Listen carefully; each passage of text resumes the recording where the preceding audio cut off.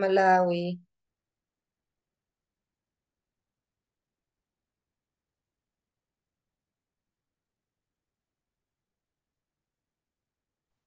Um, yeah, Jacinta, we can hear you now, yes.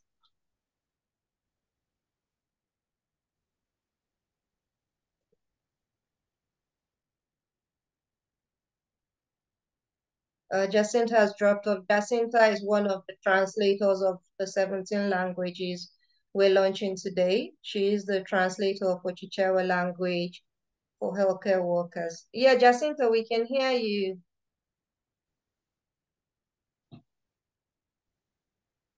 Um,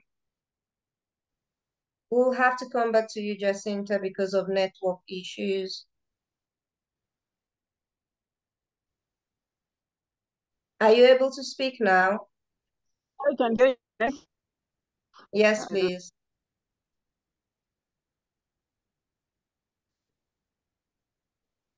Yes, but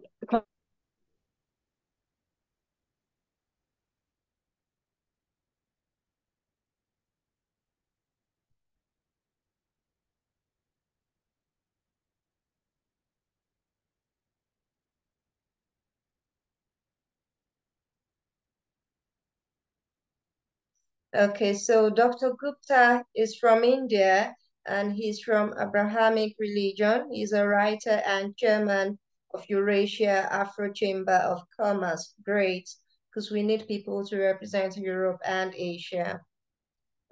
Jacinta, will come back to you. Adiola Folorunshaw, can you please introduce yourself?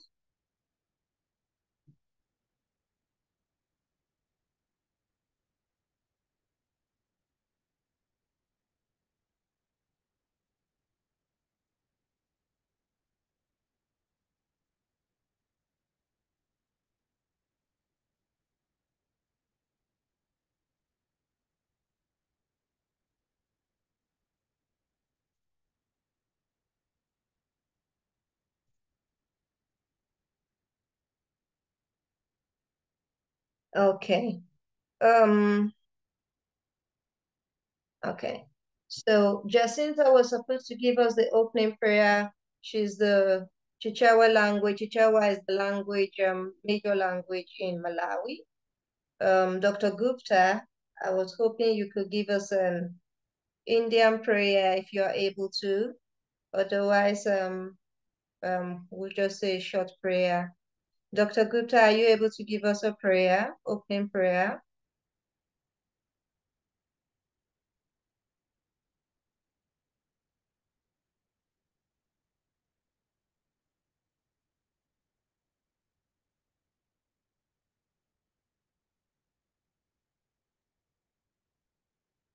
Okay. If nobody is available to pray, unfortunately, Jacinta had to drop off. Um, she's our translator. Okay, so Dr. Gupta is unable to pray at the moment. Hopefully, you can send a prayer in the chat room. So I will just um, pray and say, I want to thank God that He has brought us this far, myself and the children. And God has been faithful in all that we have done. There has been times that you just feel like the world should just come to an end. But I'm grateful to God that I'm alive and well today, and the children are alive and well. That being said, we'll go straight to our event for today. So we're going to give 1 minute silence to my late husband, Pharm Foluseke Oyekenu, a chief pharmacist at Lagos State Government.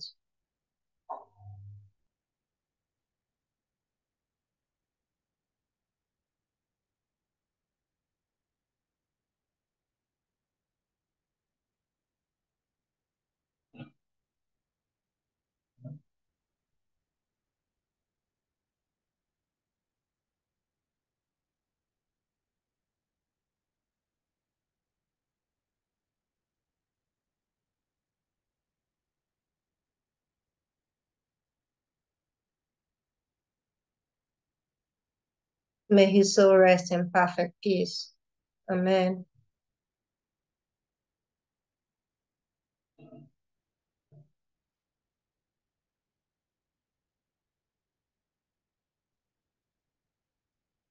Yeah, so we have people in the waiting room all joining now.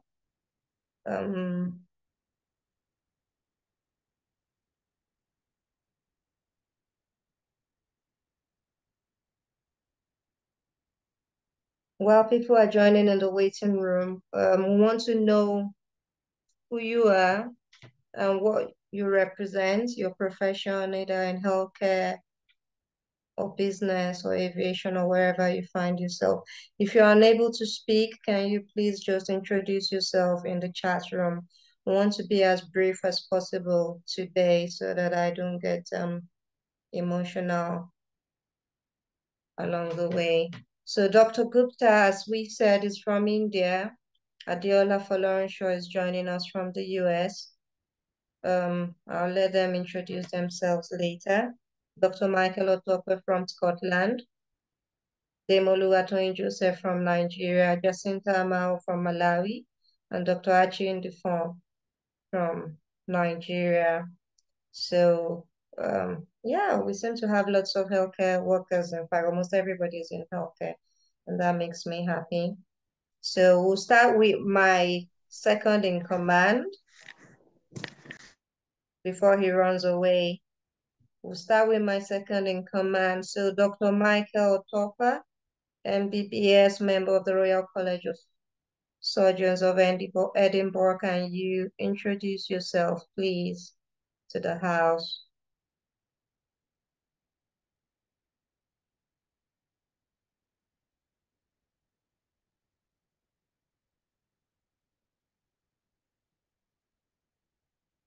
Dr. Otopa, we're waiting for you.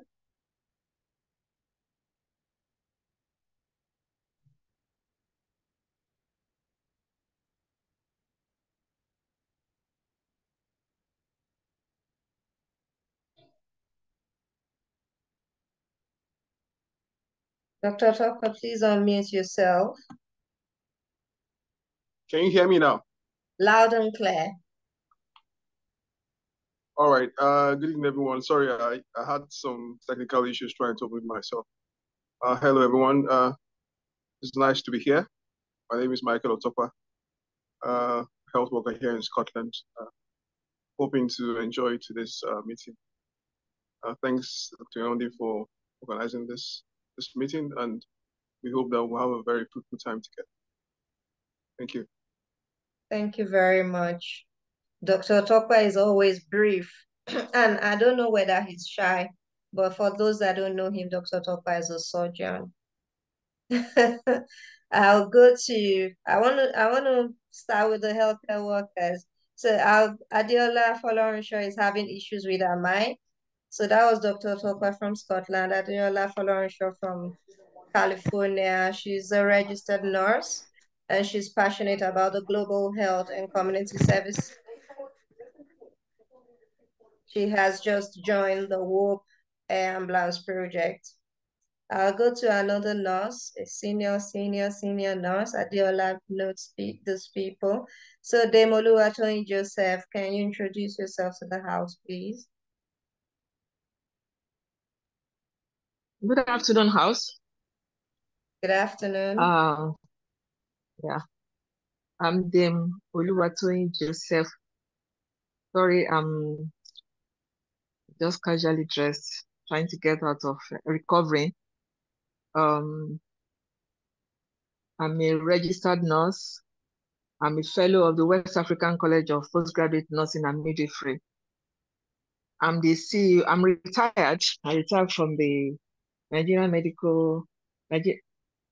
NNPC, which is the Nigerian National Petroleum Corporation, the medical services. That was about 6 years ago, after which I now identified a need for inpatient rehabilitation of patients post-operatively. So that led to my setting up of the current business I run, which is the Recommend Physiotherapy and Wellness Center, a center where we care for patients post-operatively and even those who don't need surgery but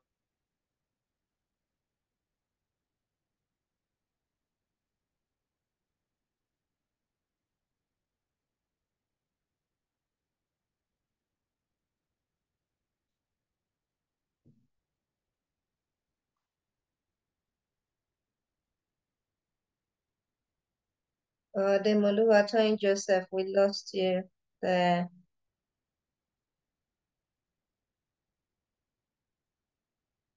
Okay.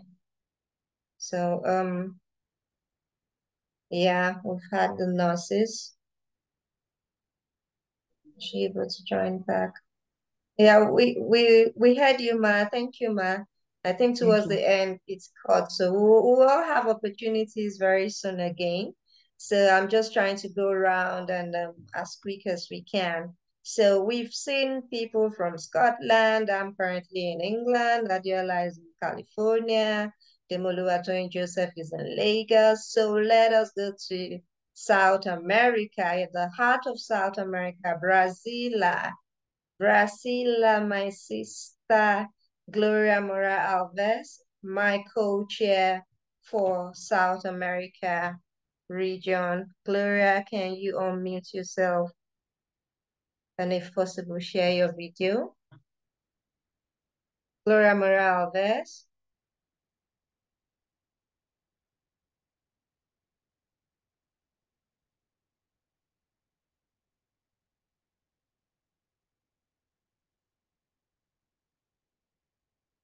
Gloria, if you're unable to speak, please introduce yourself in the chat room. Yeah, so let's go back to Africa. Jacinta was unable to log in.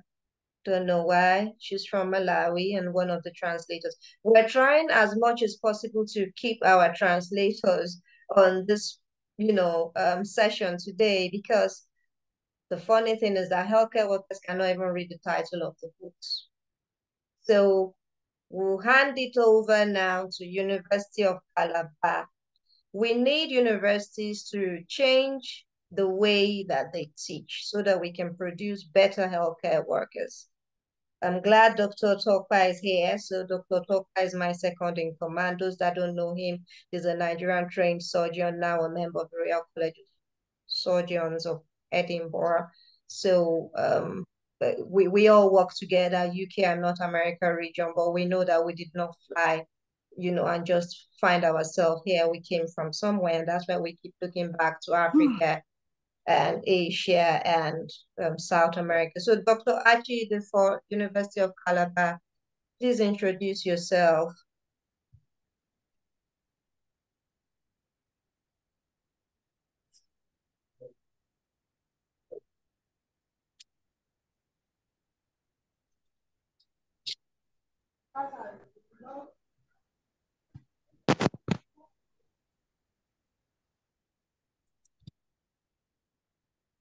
Dr. Ondufon, please introduce yourself.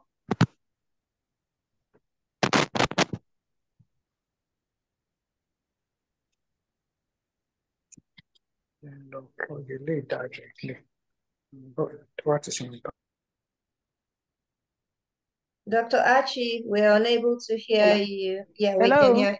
Yes, now. Can you hear me now? Yes, we can. Okay. Greetings, everyone. My name is Dr. Achi. I'm from Cross River State, Nigeria. I'd worked in my organization for peace and educational psychologist. So thank you very much. I'm very happy to be in your midst, and I'm, anxious to see what's going to be on the table. Thank you very much. Thank you very much. I really want to see as many healthcare workers as we can. Unfortunately, we're talking about languages today, and we've all been introducing ourselves in English. We are yet to see people come on board and say, I can't speak in English. How do I introduce myself? We're going to get to that stage someday. There's somebody using, has a name called Zoom user. Please let me know who you are, Zoom user, in the chat room. There's somebody special here. Is Dr. Stephen Akeremale. I hope I got that pronunciation right. Please, Dr. Stephen, can you introduce yourself to the house?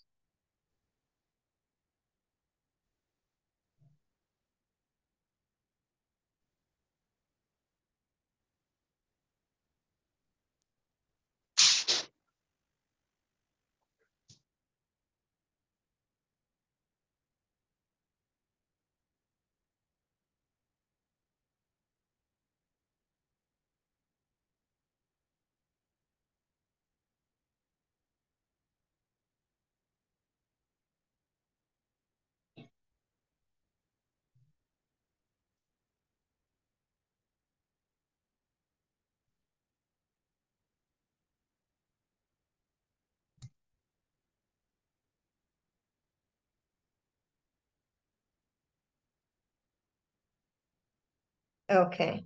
So Dr. Stephen Akerimale is from Lagos, Nigeria. Unfortunately, we can't take all the introductions. Okay, Dr. Stephen, I think he can speak now.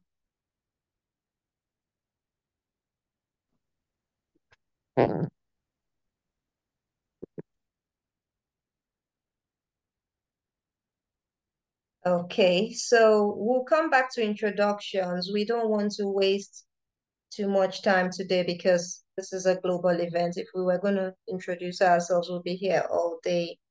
Unfortunately, my moderator is going to be late today. So, Dr. Achi, I'm going to send you the draft of agenda. All co-chairs, please take note when it comes to your region. We're going to start with the UK and North America region, and I will share my screen.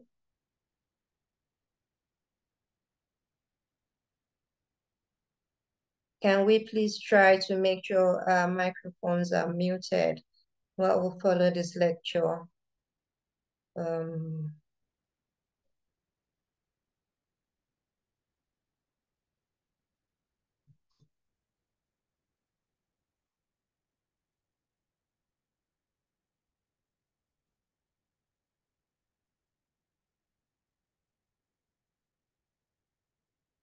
So do let me know when you can see my screen.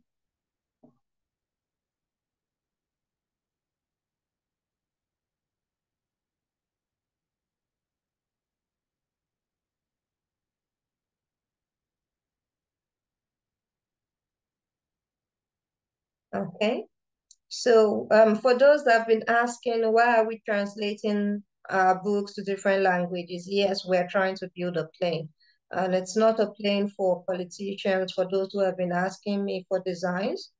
It's an air ambulance, so you must be ready to take an injection or paracetamol before you get on board. It's not for leisure, it's for emergency disaster preparedness. So air ambulance service models for disaster preparedness, we have vessel 001, 002, and 1 Infinity. The intern is my daughter, Abidoba Oyekenu. Oluwaseun Lawal, who's the moderator for today, she's coming later. And my humble self, Yewande Okunoren-Oyekenu.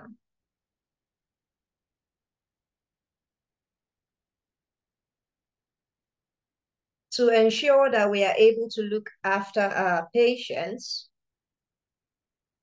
imagine if you are in a disaster location and you are unable to speak to your patient and there are no translators. As a healthcare worker, you're finished because your patients are not safe in your hands if you cannot speak their local language and there's no translator. I would rather not treat the patient, excuse me, than treat them and be sued for malpractice.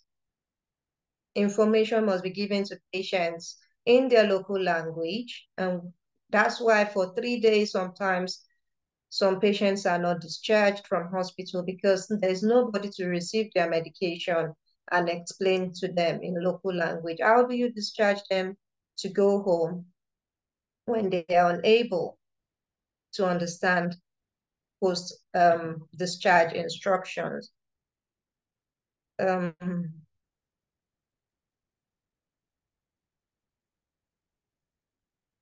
Okay, unfortunately, I can only be the host. So I will stop letting people in so I'm not distracted. After I share my UK and North America region, then we can let more people in. I think all my co-chairs are available. In United Kingdom English, pharmacologic explanation for the observed gender difference in recovery from anesthesia, Anaesthetic Pharmacology 101, UK, by my humble self, Yewande Okunoren-Oyekenu, dedicated to my late husband. The UK version is the original version and has 17 language translations now, including US English. US English, Pharmacologic explanation for the observed gender difference in recovery from anesthesia, Anaesthetic Pharmacology 101 US. If you are from business section, other areas, education, you might not see the difference. But as healthcare workers, we know that we suffer a lot, especially in Nigeria, where we claim that we are under British system for education, but most of our books comes from America. And sometimes when you're trying to find paracetamol in an American textbook, you can't find paracetamol. You have to start searching for acetaminophen, and then physiology, excuse me, physiology and pharmacology are supposed to be brothers and sisters, but there's a fight when one says it's serotonin, one says it's 5-hydroxytryptamine. All these things confuse medical students, and no wonder pharmacology is one of the reasons why people don't graduate on time from medical schools.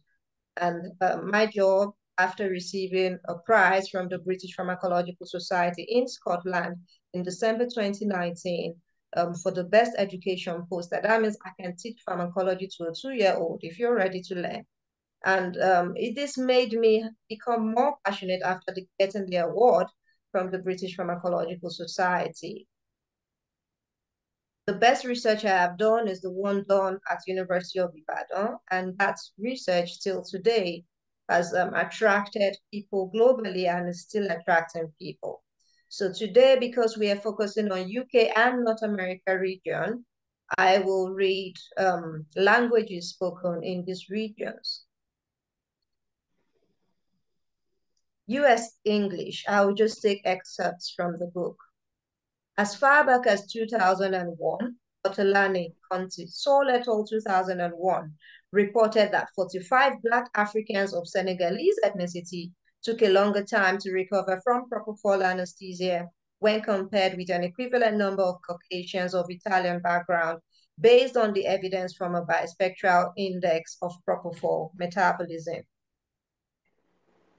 Within the same period, an Australian study by Miles et al. 2001 reported gender differences in 241 male patients and 222 female patients undergoing surgery with propofol anesthesia. Female patients resulting from hormonal differences that impacted propofol anesthesia's metabolism were able to recover as measured by eye-opening and obeying commands, but reported more postoperative complications. Miles et al. 2001. Researchers recognize gender and racial differences in metabolism. Several studies have been conducted afterward, but we more focus on racial clinical parameters and fewer studies on racial pharmacokinetics and gender-based pharmacokinetic differences. A few studies relating to racial differences reported that recovery from anesthesia among patients were more rapid in Caucasians, followed by Brazilians, and then Kenyans had the worst recovery of all three groups studied. Otolani, Conti, Ungumi et al. 2004. When Chinese, Indian, Malaysian, and Caucasian patients were compared, Chinese and Caucasian patients recovered faster. Malaysians and Indians had a slower recovery, but Indians were having the most prolonged time recovering from anesthesia. This just implies that if we say, okay, everybody in the room, I have Dr. Topa, he's a surgeon, I have a nurse, maybe a nurse anesthetist, I'm an anesthetic pharmacologist, okay, you need some medication, you need to put your patient to sleep, okay, go to pharmacy, and then pharmacy wants to release the drug, and as a pharmacologist, I say no because of adverse drug reaction. So what we're just trying to say is if we put everybody in a room, maybe Gloria's operating room in Brazil, for example, and say 1, 2, go, let's start. It means that anywhere in the world where these people are, when we start surgery at 0 hour and finish at 5 hours, for example, the patients are going to wake up in a racial, the graph is going to be like Caucasians wake up first and Chinese, and then we have Brazilians, and then Malaysians, and then Indians, and then Africans. Now, this does not mean we should now go out with a placard and say, oh, there's a drug where when you use it for surgery, white people wake up first and black people wake up last. No, that's not what it means. Dr. Toka is here. He knows that for me to carry out the surgery, I want my patient to be asleep for as long as possible. But I want them to wake up, when the surgery is over. So the dangers is that if my patient is white, for example, it means that white and Chinese, if they wake up faster, it just implies that they are going to wake up during surgery, for example, on some anesthetic agents. And on some other anesthetic agents, it has been seen that Black women wake up faster. So we'll get to the gender and the racial. Unfortunately, if Black people wake up last, it just means that there needs to be some adjustments. It's not one size fits all. It's not all adults take 2 milligram per meal or take this per meal. This is propofol. No, the way propofol is going to react is different from thiopental. And for women as well, we need to know the day of the menstrual cycle, because the day, if you're going to have surgery on a woman who's premenopausal and things like that, postmenopausal, you have to know, because they have more pain. So that means you should be avoiding carrying out surgery during a woman's menstrual period, because she's already going to have more pain. So surgery is going to put her at increased pain. So this study is just to help us compare races and gender. Now my position as an ambassador with the International Human Rights Commission makes my study easy to explain, because look at, in this room now, we have healthcare workers from Asia, from North America, South America, Europe, we have Africa, we have everybody here. And it's easy for us to say, wow, so I didn't know this person. And there are some people that I know them because I'm a researcher. I know their name. Immediately you're talking of anesthesia. I'm talking of Miles Atoll. I'm talking of Frank. I'm talking of this. But they're not known in their country. That's why I said we need the healthcare workers as well as our translators. I'll just read a little bit more, and so you can understand what I explained. So it's not a one size fits all. Natarajan et al. 2011 compared 50 white and 50 Black patients in Britain and obtained similar results with Otolani Contisol et al. 2001.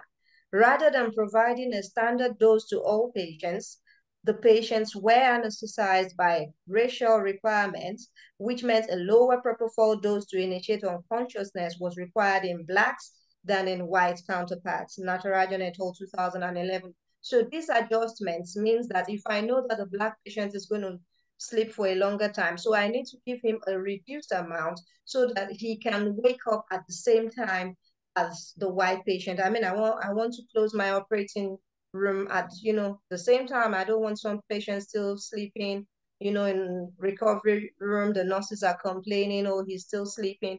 And this is what happens when women wake up faster and men wake up later. But when women wake up, they have post-operative complications more.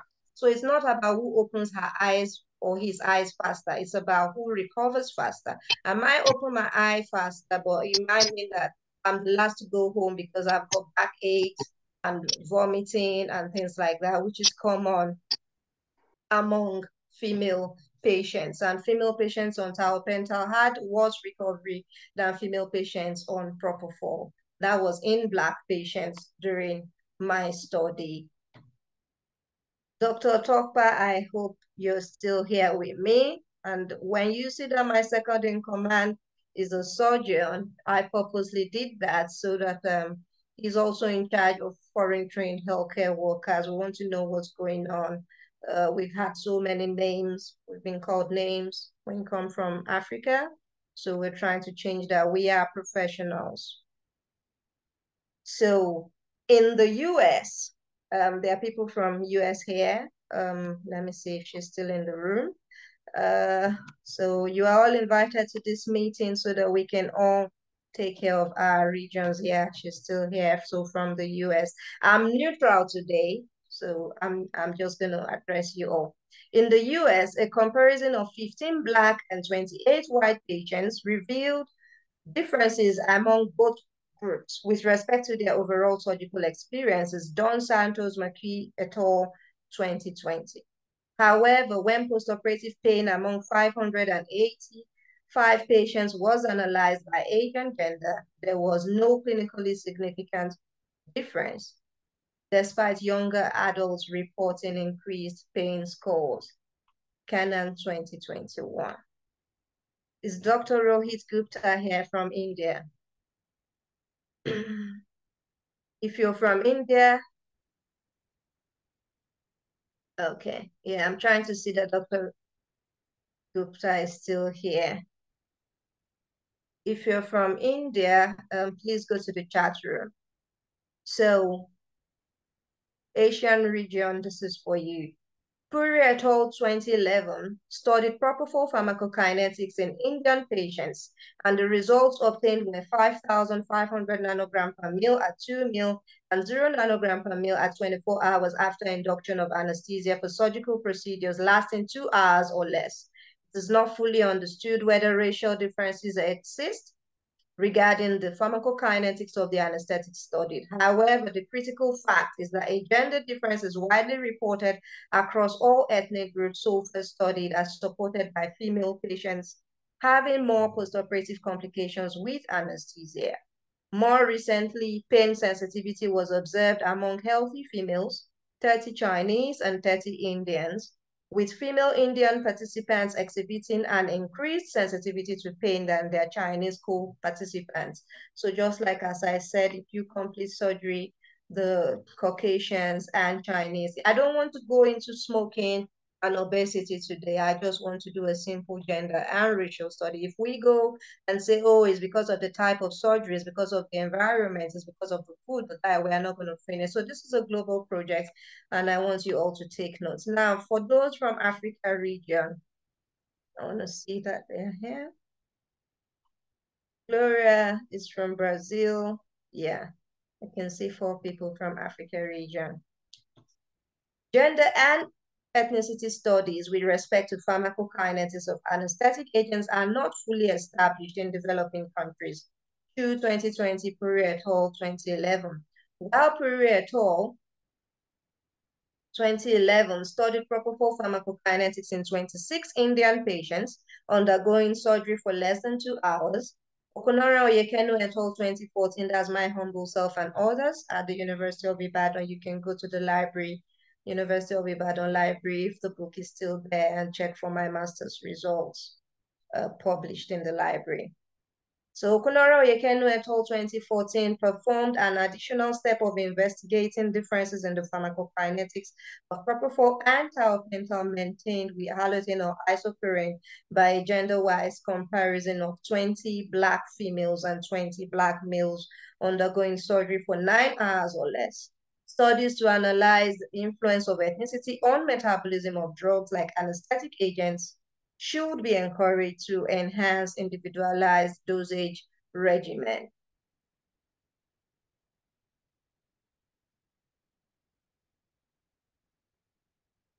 So I will just stop my screen share for a little bit and let more people in, because there are people in the waiting room. So I don't want to be the only one speaking today. We have people from different regions. Gloria will get to South America soon. We are focusing on UK and North America for now. Yes, Dr. Michael Otopa, I know that you can run off at any time, so I'll let you speak as a surgeon, and if Adiola is able to speak, write something in the chat room if she can't, as a nurse. So we have a balance between the United Kingdom and the United States, and I'm just an observer. So Dr. Otopa, what are your takeaways from this lecture?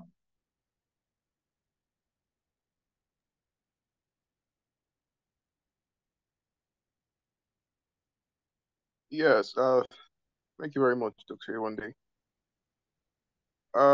As a surgeon, I think the message is very clear. The bedrock of any relationship is communication, not just in the healthcare sector, both secular relationships and also in marriage and family life. Communication is very key. And one of the foundations of communication is, a common ground to communicate. you cannot communicate in a language that is known by one party alone. And that is when, the impact of language and translation comes in the health sector. If I want to draw in particularly on my own field, one of the things that we take very, very serious when it comes to surgical procedures is the concept of informed consent. Patients must be able to be informed, first of all, before giving consent for procedures. And the language in which consent is taken must be very clear and explicit. And you agree with me that a language that is foreign to you can not be explicit and clear at the same time to you. So translation is a very, very important subject, something that if not taken very, very seriously will lead to disagreements and legal issues, especially in surgery and patient care. So I believe this talk is very, very timely and apt, and I want to believe that everyone has had something to take home from this. The summary for me and my own take-home point is the fact that everything has to be patient-centered. Whatever you do, or whatever service you provide, you need to make sure that it's patient-centered, living up to ethical standards, and also being provided in the simplest possible language that can be received clearly and interpreted in the same vein. So thank you very much, Dr. Yewande, for this very important talk. Thanks. Thank you very much, Dr. Tokpa. So for those of us that are here from African background, I want to let you know that Dr. Tokpa has reviewed the book. So his review comments are in some language translations from Africa region. Unfortunately, our co-chair for Asian region is an Irish Indian. He's a psychiatric nurse. He's not here today. However, I believe that the review by Dr. Tokpa is sufficient for doctors and nurses. So we are giving you Dr. Tokpa, excuse me, on loan to Africa region. The Moluato and Joseph take notes to make sure that whatever is happening in Africa, we're putting what we do in Africa is so great. I mean, this is the work I did, and that was my first publication in the United States, and the US Army was the only one that understood what I was saying. So they understand, surgical recovery and all of that, because a lot of military men have to undergo surgery after war, and all sorts of opportunities I've had by anesthetic pharmacology research. So I want to say, whether you're from Africa or Asia, South America, Europe, North America, we're all doing well, and I believe that we should all work in collaboration. I'll let Adeola Folorunsho speak. If she's not able to speak, she has put a message in the chat room, which I'll read for all of us. And she has said, she's speaking from United States on behalf of registered nurses. Language and respect for it plays a huge role in healthcare and achieving quality medical outcome. Language and communication helps to mitigate medical error and medical waste.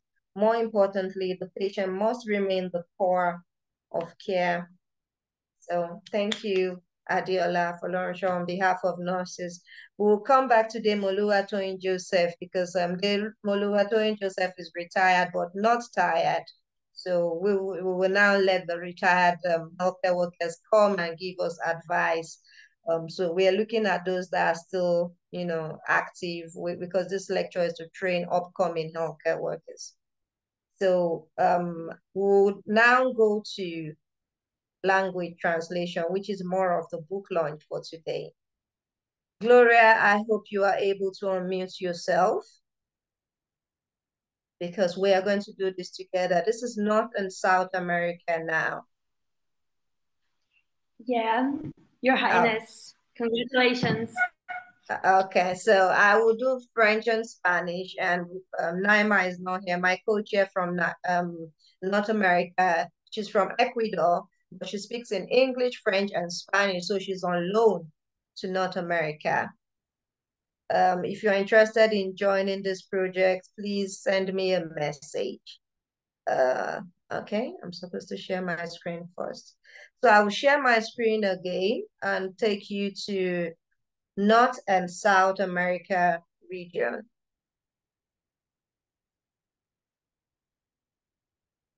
On behalf of people from Canada who speak in English and French, people from South America who speak in French, and people who speak in Spanish, Mexico and Southern California, part of Texas and Florida and so on, and patients who speak in Brazilian Portuguese.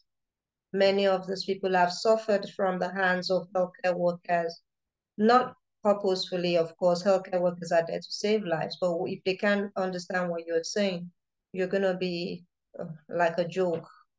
So on behalf of all victims who have suffered in healthcare because we don't understand your language, we're saying we're sorry and we are ready to try to even learn a language. So Gloria is in charge. She's the co-chair for South America, and she's the country director for International Human Rights Commission, Mexico.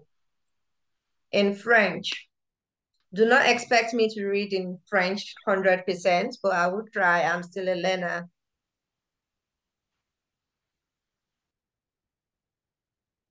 Explication pharmacologique de la différente déjeuner observant la récupération de l'anesthésie. Pharmacologie anesthésique 101, French.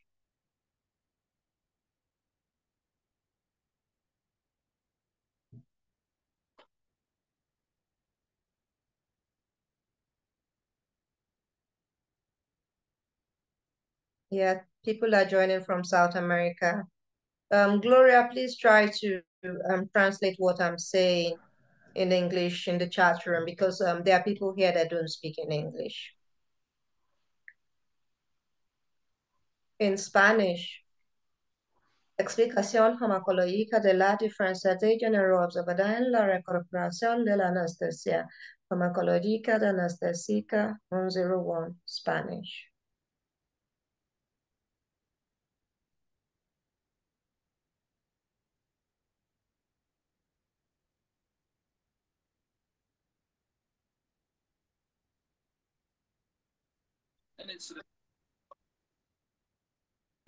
Please, if you are not speaking, ensure that you're on mute. So this session is for myself and Gloria. Yes, we have, excuse me, we have French, we have Spanish, we have Brazilian Portuguese. But do you know that there are people who are Yorubas and they can't even speak in English? So if I see them and they are Yoruba, I can't say anything to them because they speak in French, they speak in Spanish, they speak in Brazilian Portuguese, but they are Yoruba. So if you tell me there's a Yoruba patient and I'm saying Ekaro and he's just looking at me, there's a problem. So because of slave trade, we Yorubas have been spread abroad so much that we are the most dispersed ethnic group in the world. And that's why American universities are teaching Yoruba. Even countries in Europe are teaching Yoruba in their schools to help assemble people who were taken away on slave trade, at least to learn their mother tongue if they are interested in. This is because many people are now doing genetic testing and finding out that they are from Nigeria or they are Yoruba tribe. There's somebody that's supposed to be here today. She can't be here. So on behalf of Yoruba tribe in America, I want to say thank you for Her Excellency, Professor Anita Makani. She's a professor of nursing in Ohio. So we are going to read Yoruba today. Gloria understands why. Gloria is from South America, and she will tell you that there's a very strong, voice now for Yorubas in North and South America. And we are hoping that the situation will improve. Unfortunately for me, I cannot read the whole of the book, but I will just try and do excerpts. So today I will read from Yoruba and Gloria will read from Brazilian Portuguese. This is for me and Gloria to help us speak. Gloria is trying to help Yorubas in Brazil. They all speak Brazilian Portuguese, but she can't speak Yoruba. So Gloria is also learning Yoruba as a white woman. It doesn't have to do with your color. It's just about your patience. In Yoruba, ẹ̀kọ́ nípa oògùn akúnilórun apá kìíní Yorùbá language for healthcare workers láti ọwọ́ ọmọ yín ọmọọba dókítà Yewande Okunoren-Oyekenu. If you see the way I read the French and Spanish, you will know that I was struggling. But with Yoruba, if you were here when I read the English, UK and US English, you see that I'm an expert as I am. But I did not go to school to learn Yoruba. I went to school, to learn anything to do with medicine. I was never expecting that I'm going to write a book in Yoruba language. So my humble self, I am the Yoruba teacher for healthcare workers. If you're a healthcare worker and you cannot speak in Yoruba, or you can speak in Yoruba, but you can't say medical terminologies, please signify in the chat room. And Gloria, please note the students we're recruiting today. In Yoruba, I'll read a bit of the book. And if you're Yoruba in the room, there's so many people here who can speak and who can't speak, but they're from Yoruba descent. And we are reading this Yoruba version because my late husband, Chief Pharmacist, Lagos State Government, was a Yoruba man. So in his honor, Yoruba language. Orí kìíní, ìyàtọ̀ láàrin akọ tàbí abo pẹ̀lú ìyàtọ̀ nínú àwọ̀ ara lórí ìmúláradá tàbí ìwòsàn lẹ́yìn oògùn akúnirun fún iṣẹ́ abẹ.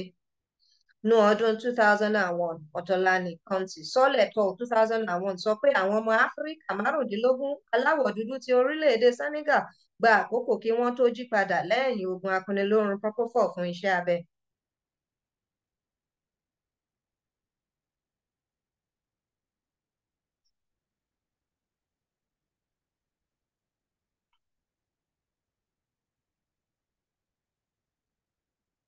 Thank you for joining Otunba Shodia. So for those who don't know, I'm from a royal family, and Otunba Shodia here is representing the people of Shagamu. I'm from Shagamu. I want to make sure he's here so that he can carry the message back home. It doesn't make sense for me to read Yoruba to healthcare workers who don't even understand what I'm saying. So as I said, our translators are as important as our healthcare workers. So Otunbani Shodia, welcome.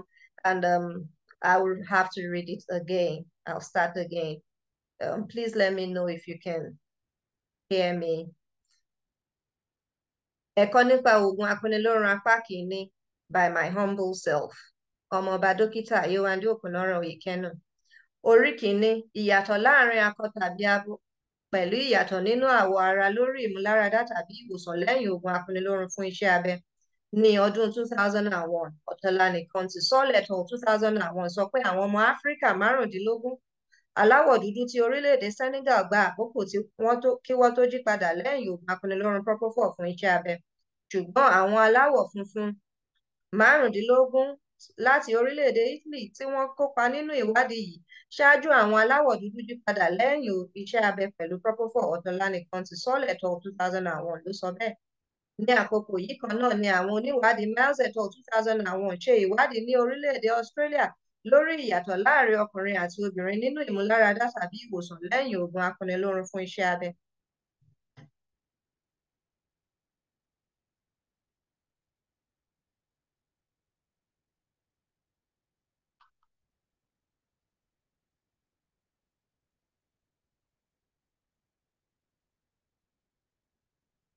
Okay.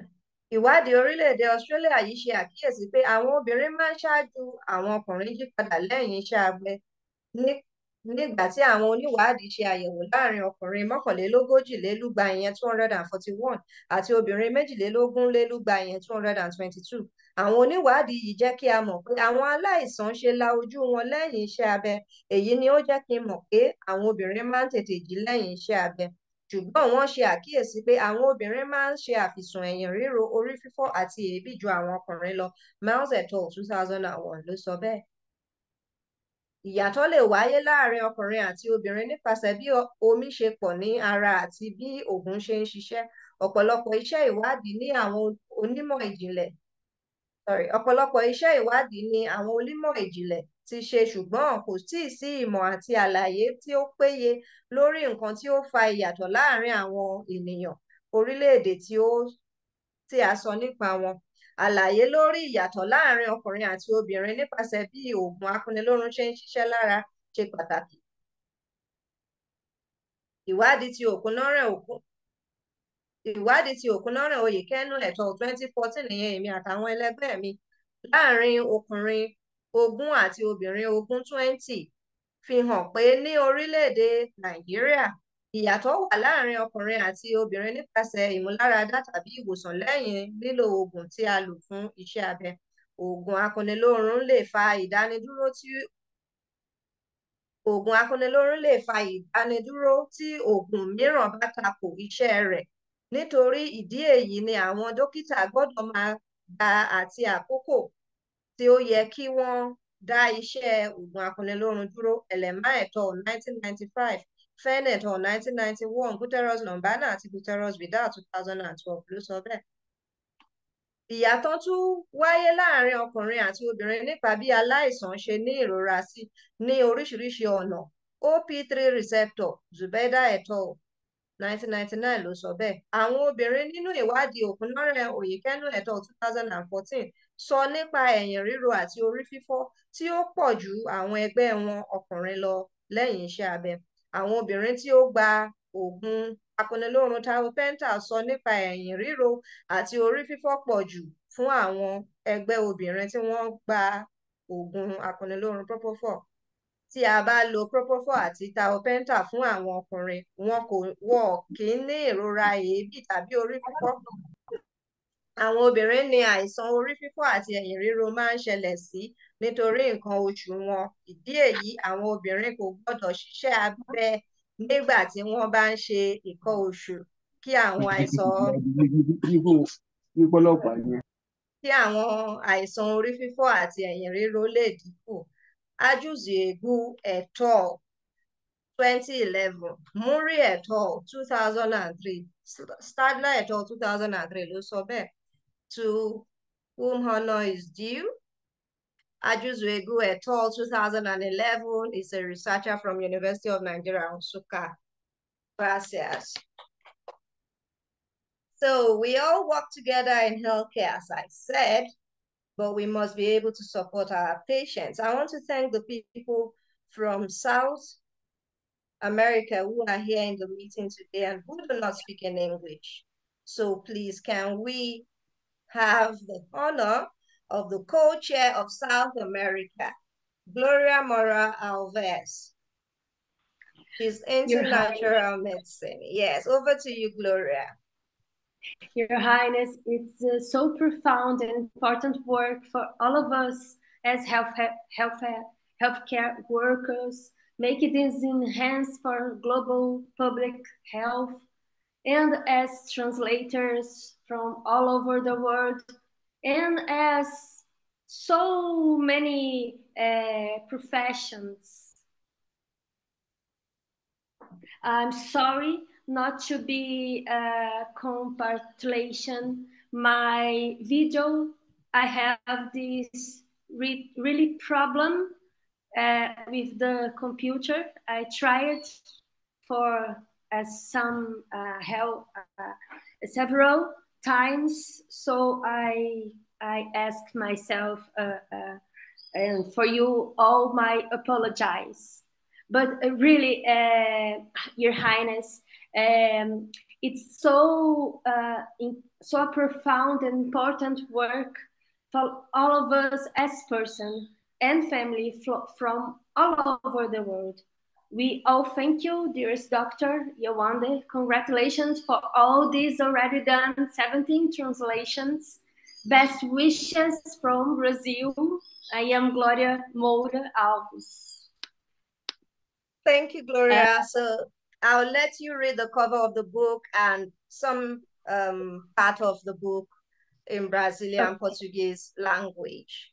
South America co-chair on the Air Ambulance Project, Gloria Mara Alves, supported today by Veronica Gabriela Catano, her intern, who has translated this book, and Gloria did the proofreading. So Gloria here today is being promoted as well to country director for Mexico. So Gloria, you'll read the cover and then I'll take you to the book, the interior, right. You'll read part of the book. So can you see the cover of the book? Yes, yes. Okay, so over to you. Explicação farmacológica para a diferença de gênero observada na recuperação de anestesia. Dr. Yewande. Okay. So I'll take you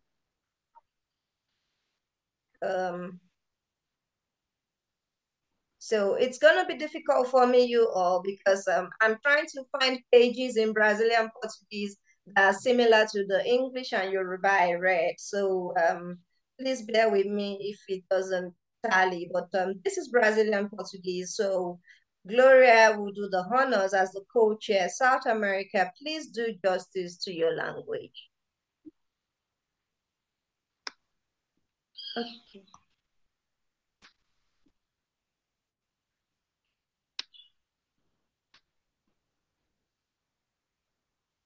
Gloria, can you see the screen? Caputilo? Yeah, yes, I'm seeing it. Okay. Chapter 1, is it? Yes.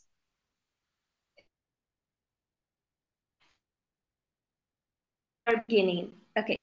Gênero e etnia, recuperação da anestesia. Em 2001, Ortalani, Monti, Sol et al., 2001, relataram que 45 negros africanos de etnia senegalesa levaram mais tempo para se recuperar da anestesia com pol comparados ao número equivalente de caucasianos de origem italiana com base na evidência de um índice bispectral do metabolismo do propofol. No mesmo período, um estudo australiano de Miles et al., 2001, relatou diferenças de gênero em 241, em 241 pacientes do sexo masculino e 222 pacientes do sexo feminino, submetidos à cirurgia com anestesia de propofol. Pacientes do sexo feminino, como resultado de diferenças hormonais que afetaram o metabolismo da anestesia com propofol, conseguiram se recuperar conforme medido pela abertura dos olhos e obediência a comandos, porém relataram mais complicações pós-operatórias. Miles et al., 2001. Pesquisadores reconhecem diferenças de gênero e raça no metabolismo. Diversos estudos foram conduzidos posteriormente, porém com mais foco em parâmetros clínicos e raciais e menos estudos sobre farmacocinética racial e diferenças farmacocinéticas baseadas em gênero. Entender as diferenças entre homens e mulheres é importante para trazer o corpo a um estado de consciência após a cirurgia com anestésicos. Okunoren-Oyekenu et al., 2014, e pesquisadores ao redor do mundo observaram isso e a anestesia pode ser interrompida na ocorrência de interações medicamentosas. Podem ocorrer diferenças entre homens e mulheres em relação à sensibilidade, à dor, o que pode levar também a um atraso na restauração do corpo ao estado de consciência. Eremaya et al., 1995, Fine et al., 1991, Guterres Lombana e Guterres Fidel, 2012. Thank you very much, Gloria. Thank you, dears. So we're gonna do something now.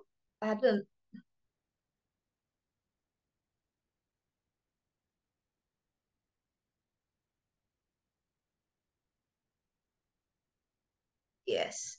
So we're going to do something now. We're all going to come off.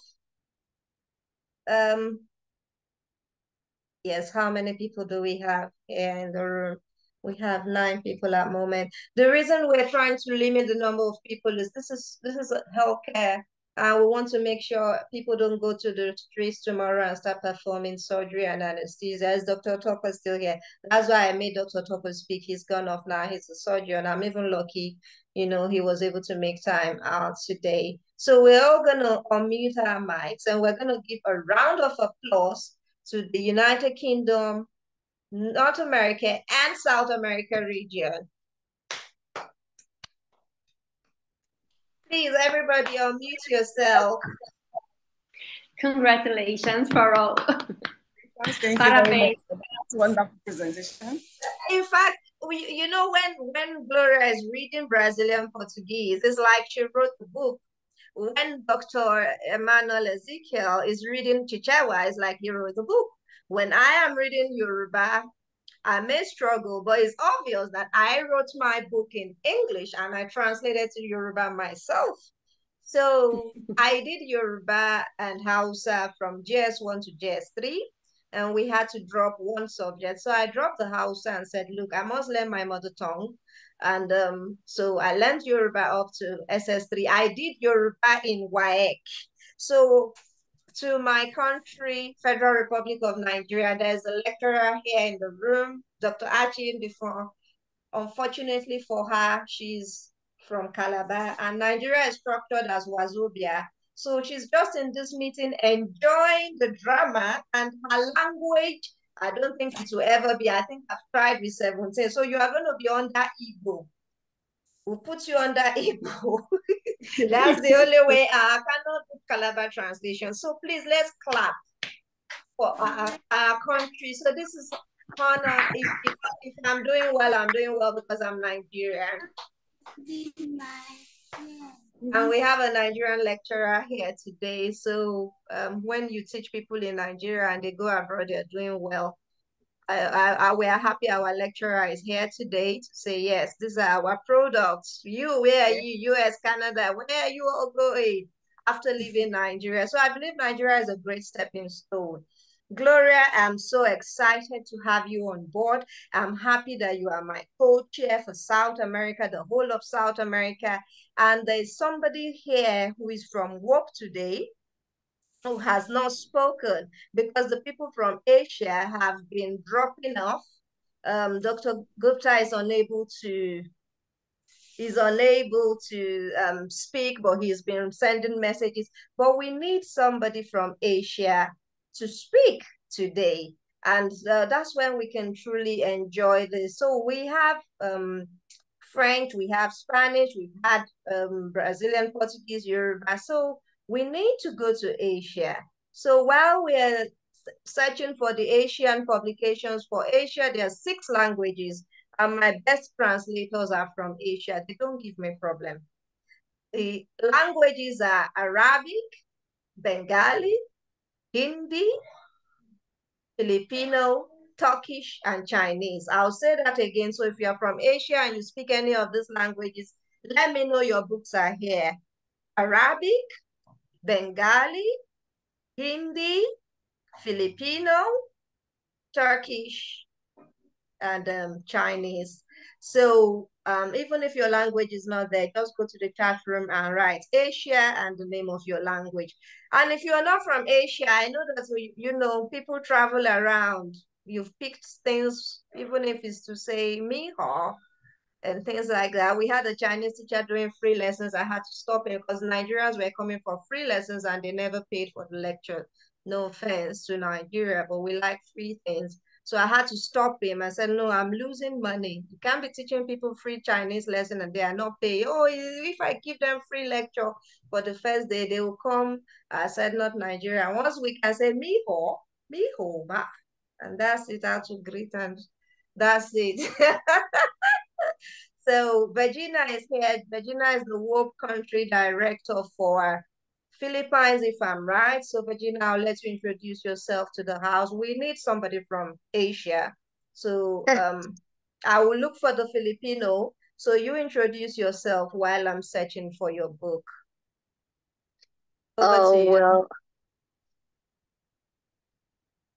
good evening, everyone, Your Highness. doctors, ambassadors, and some speakers. It's an honor to be with you for this forum. And I'm really interested with this book, but right now I really want to know what is the content. And it's so amazing that it's a lot of translation, and that's amazing work you've done, Urina. So I'm looking forward to have one of this book. Then we will promote it. I think this is very important for the medical and for the youngster, as for the also for the educational, for not only for the medical but also for the students. And well, thank you for this opportunity. Back to you, Your Highness. Good evening, everyone. Thank you very much. So we're going to give awards today. I hope I get the best award because I've done the Yoruba, I've done the French, even though it's not good. I've done Spanish, I've done UK English. The whole Dr. Yewande did five out of 17. So this project started as my 40th birthday 3 years ago. So by the grace of God, in July, I'll be 43 and we'll have our first in-person launch. We've not had an in-person launch because I'm a COVID responder. So while I'm struggling to save lives, I'm also writing all this book because when you come back from shift, the only thing you want to do is just sleep. But when we put our pen and paper together, you'll be surprised. I mean, you can just have Diary of a Nurse, Adiola. The Moluwatoyin Joseph has left. You can have Diary of the Surgeon, Diary. You find out what you will write, something interesting. So I have a book, Life of a Scientist, which we're going to have tomorrow. So ages 9 to 18 will be coming tomorrow. My daughter is 18 and she's the one, she's an aerospace engineering intern, San Diego State University, aerospace engineering student, and she's the one building the plane. So because it's an air ambulance, she doesn't know anything about healthcare. Not that she's a dummy, but she's an aerospace engineering student and we are healthcare workers. So she's asking, how many centimeters do I want for the stretcher? I said, hey, just sketch. So she submitted her first sketches to International Human Rights Commission at the age of 17. At the age of 6, 7, my daughter was already visiting the airplane and seeing parts of a plane. That's the broken down airplanes at Ibadan Airport, for those that know Ibadan Airport in Nigeria. So tomorrow is Children's Day in Nigeria. It's also a bank holiday in the UK. So I'm going to be spending time with ages 9 to 18. I mean, if I'm able to bring out the best in my daughter, and when I came to study for my PhD in the UK before transferring to the US, she was already getting awards for aerospace engineering, astronomy assignments, anything space. So I was surprised. I asked her to draw sketches of a plane. In 1 hour, my daughter gave me 3 sketches. She gave me the sketch of an helicopter, air ambulance, a full plane air ambulance, and an aircraft, a spacecraft. She's not interested in planes. Planes are like toys to her. Now she's 18. She's interested in spacecraft, and she even wrote USA on the spacecraft so nobody can steal it. So our preferred aviation partner is Textron Aviation USA, and they have a branch in Europe. So as I'm becoming ambassador, this is my first appearance. I'm not so happy today. I mean, 5 years I lost my husband, but I just want to show people that losing your husband, a loved one, is not the end of the world. You can decide to be on your own. I just want to be on my own in the UK, and then COVID happened, and then I'm a widow. The last thing I was thinking of was, when the government says we need people to come and save lives, of course I was the first to respond, and I went under the British Pharmacological Society and I joined the Royal Voluntary Service, and I'll serve them until the day I die. So there are so many things that we experience as healthcare workers, and even some of my volunteers, that's why they are not here today, because they're so ashamed, because there are 17 languages and there should have been 50 languages. But I've had experience with people telling me, if you don't pay me, I'm not going to translate. And I'm like, hold it. So if you're from Swahili speaking, that's what happened to Swahili. Don't ask me why we don't have Swahili. And maybe because I'm Nigerian, I don't know, Ghanaians did not want to translate for me. I don't know, no offense, but there's no Akan Ghana. It's not my fault. Sierra Leone time there, I tried my best. There are nurses that speak these languages. If I'm based in Leicester, there's no language you can say you're looking for. All languages are here. All I need to do is just go to shift one day, okay, find somebody who works at a care home who serves as a translator, and that's it. Or, unfortunately, Dr. Topper has left us. He's a surgeon. He reviewed the book. Unfortunately, Dr. Topper cannot speak his own language. He brought tears to his heart, and he says, look, Dr. Yewande, we're not approving this project until my language is there. So before we go to Filipino, get ready, your language is here. I will let Dr. Stephen Akeremale speak, on behalf of doctors who speak British English and their patients are Yoruba, and even though they are Yoruba, they can't speak anything. So Dr. Akeremale, over to you. We're targeting Africa and Asian doctors now. Let me check. Okay. Wow, that's a great. Dr. Akeremale is not able to speak. Okay, while we are waiting for Dr. Stephen. So Virginia, I will share my screen. And Yeah, sure. because this book is bilingual, you will read Filipino. Yeah. So if I can speak Filipino. good, if Of course, I'm not from Philippines. yeah, so on behalf of International Human Rights Commission, I'm starting the Asian Region Air Ambulance Project. Dr. Achi, take note, Dr. Achi. So doing justice now, I'm trying to see. So doing justice to Filipino now, Hindi and Bengali, they ran away. And the good thing about this Filipino, it was done by a WOP translator, and that's why there's a WOP logo there. So I'm handing over the book to you, country director for Philippines, WOP. Wow. Virginia, over to you. Read whatever you can read. Okay, thank you very much, Your Highness. All right. This book says pharmacology na paliwanag para sa maobserbahang pagkakaiba ng kasarian sa paggaling mula sa kawalan ng pakiramdam. Thank you very much. So for WOP, you now have a co-chair for Asian region. I don't need anybody to vote, but I'm happy with what you've just read. So let's not give you too much stress, but we'll just let you read the synopsis of this book, Virginia, in Filipino. So this is Filipino language for healthcare workers written by myself and translated by Christine Agonildo from Philippines. Wow. Okay.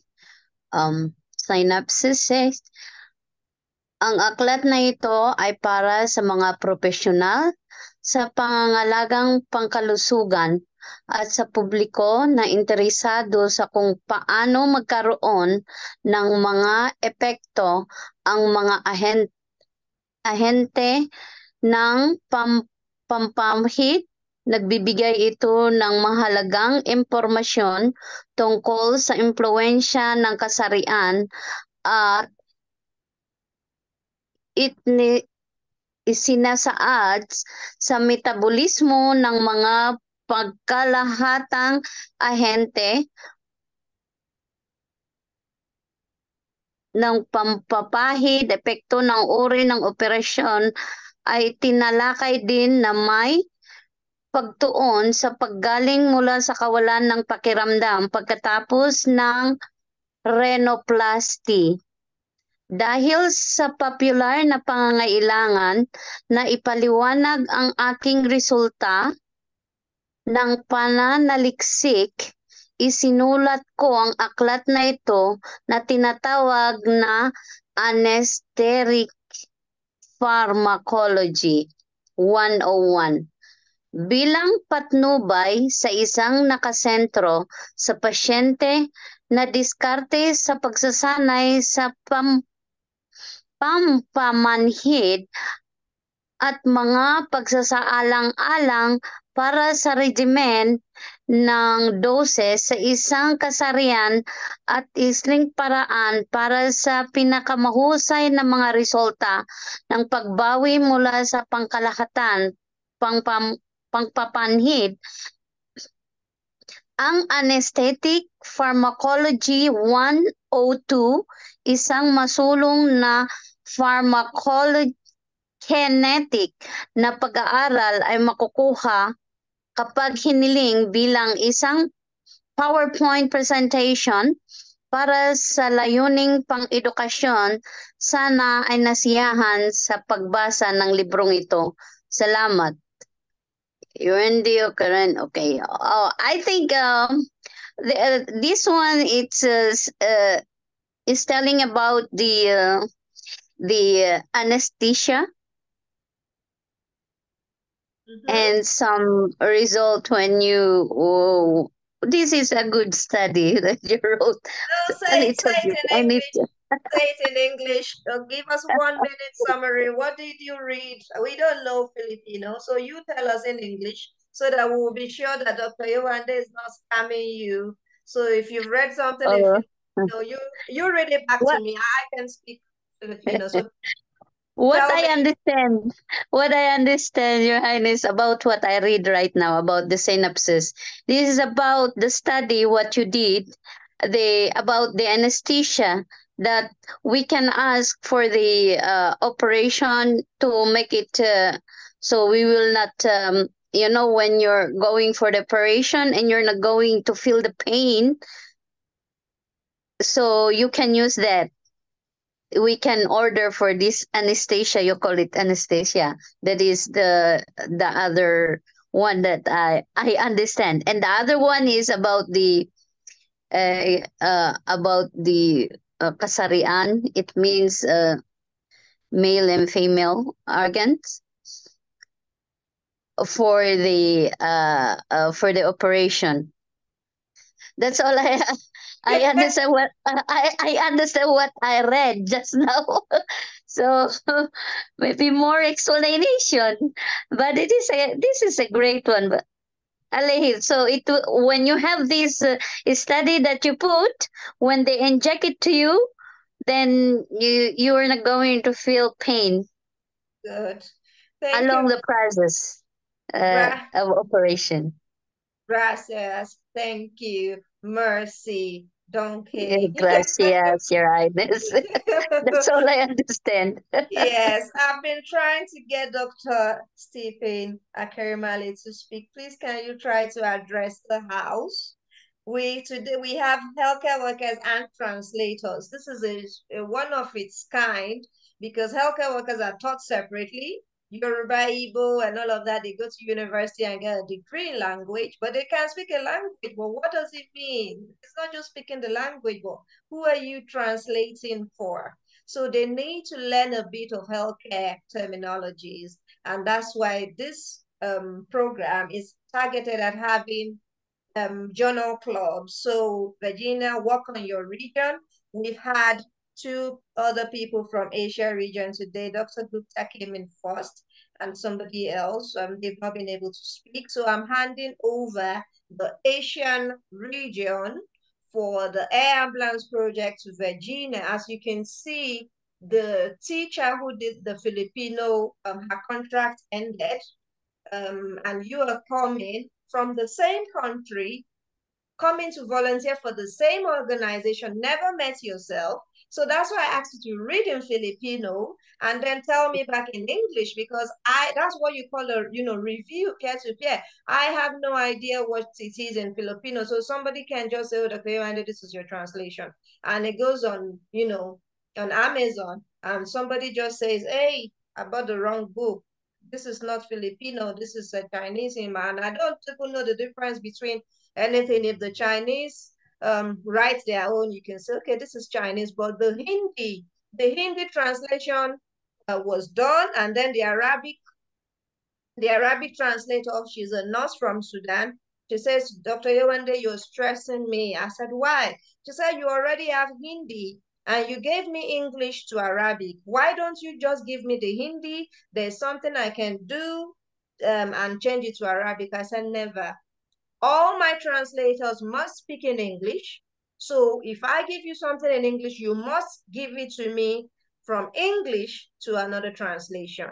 And then somebody else can now do Hindi to Arabic. I don't do that. I first do English because that's what I can bring everybody under one umbrella under English.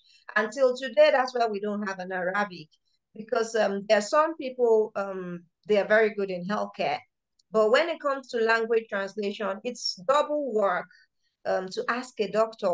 Doctor, you see he's coming in and out. Imagine Dr. Toka he's great, he's a Nigerian trained surgeon, is in Britain, is doing very well. But he can't speak his language because his language is not necessary for him in the operating room. What he needs, is to understand basics of medicine.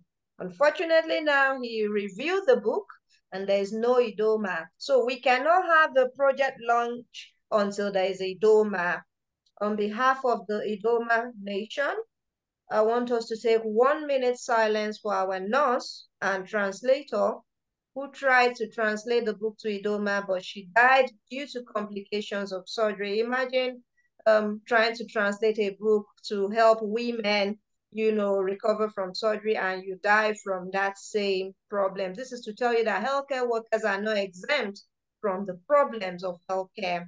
So we've had 1 minute silence for my late husband, who was a pharmacist, of course, who also died due to complications of healthcare in Nigeria. So let's give 1 minute silence to our nurse and translator from Idoma, and hopefully we'll have that version as soon as possible.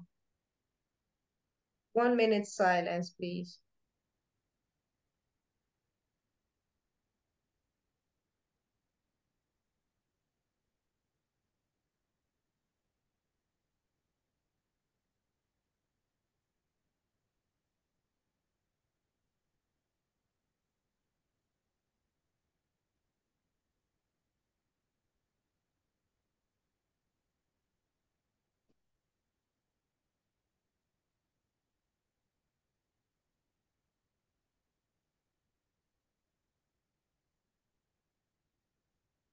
May her gentle soul rest in perfect peace. Amen. Dr. Stephen has given us his message, and he's here with us. I'm sure you can hear, and he's having network issues. Demoluwa Joseph has network issues as well.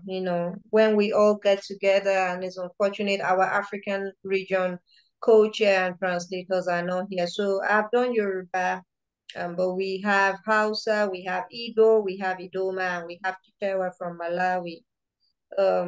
While Dr. Gupta can speak in Hindi, Dr. Gupta, if you are able to read, even if it's the cover, let me know and I can show you the Hindi.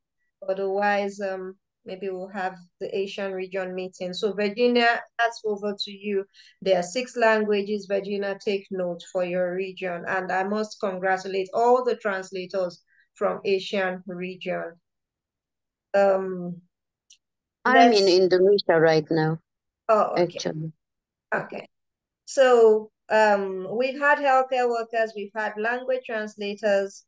There is somebody that says, P Smart, please let me know who you are, P Smart.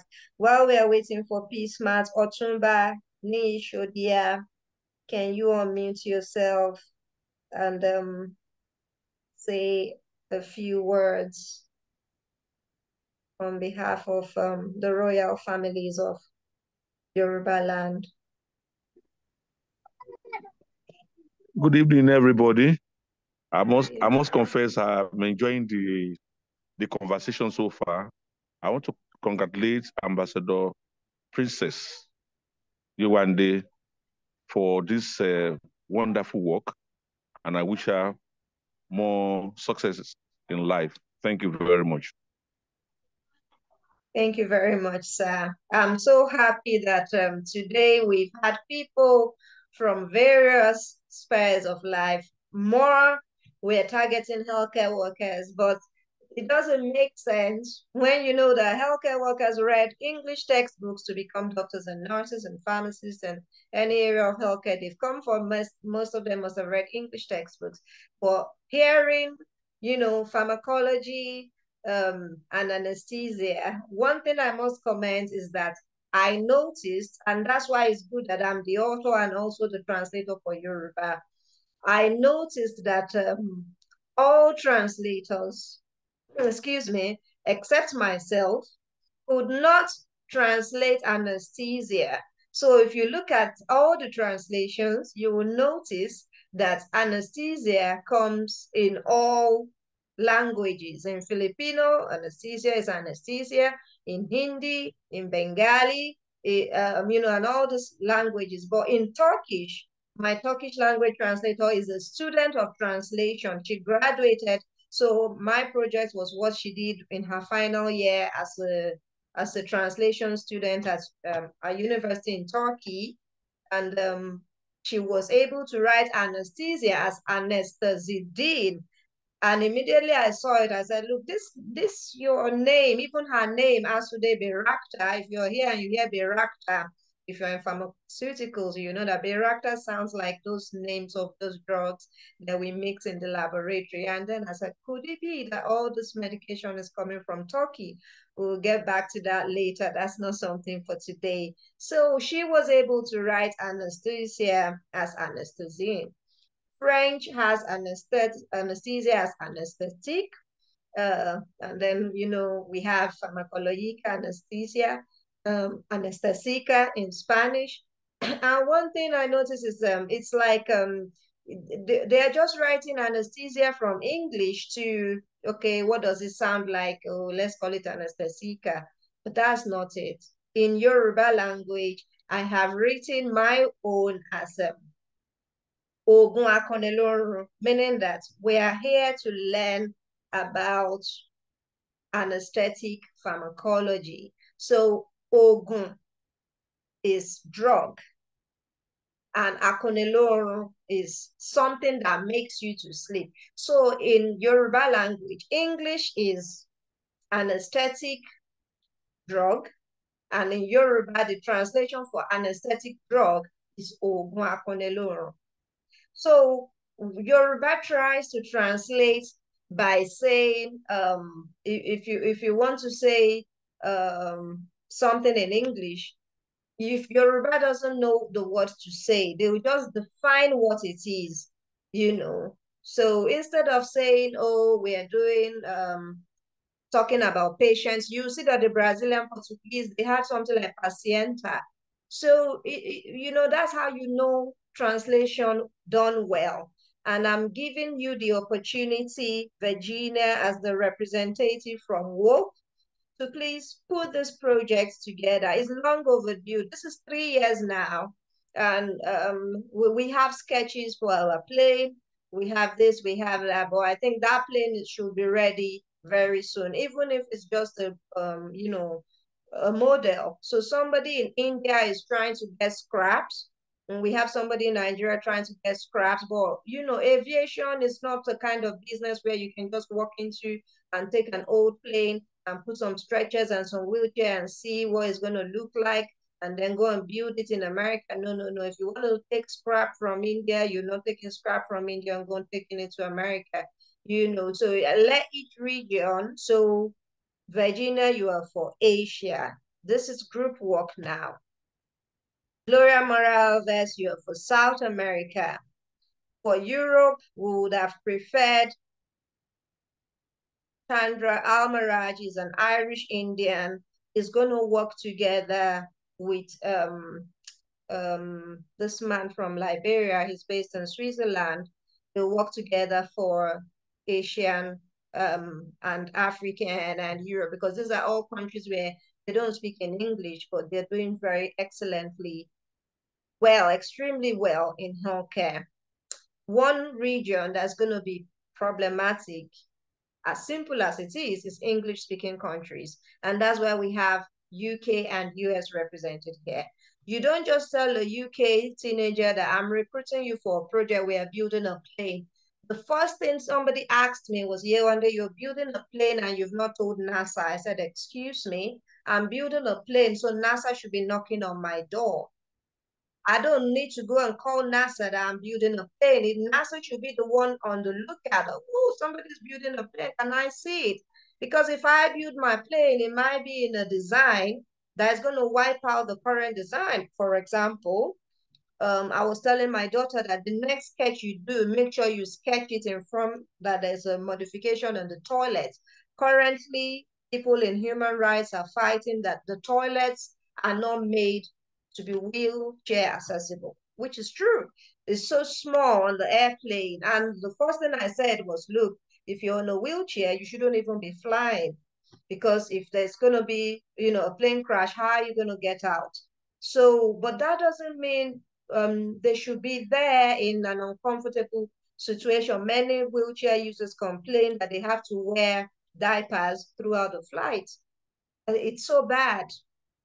Imagine.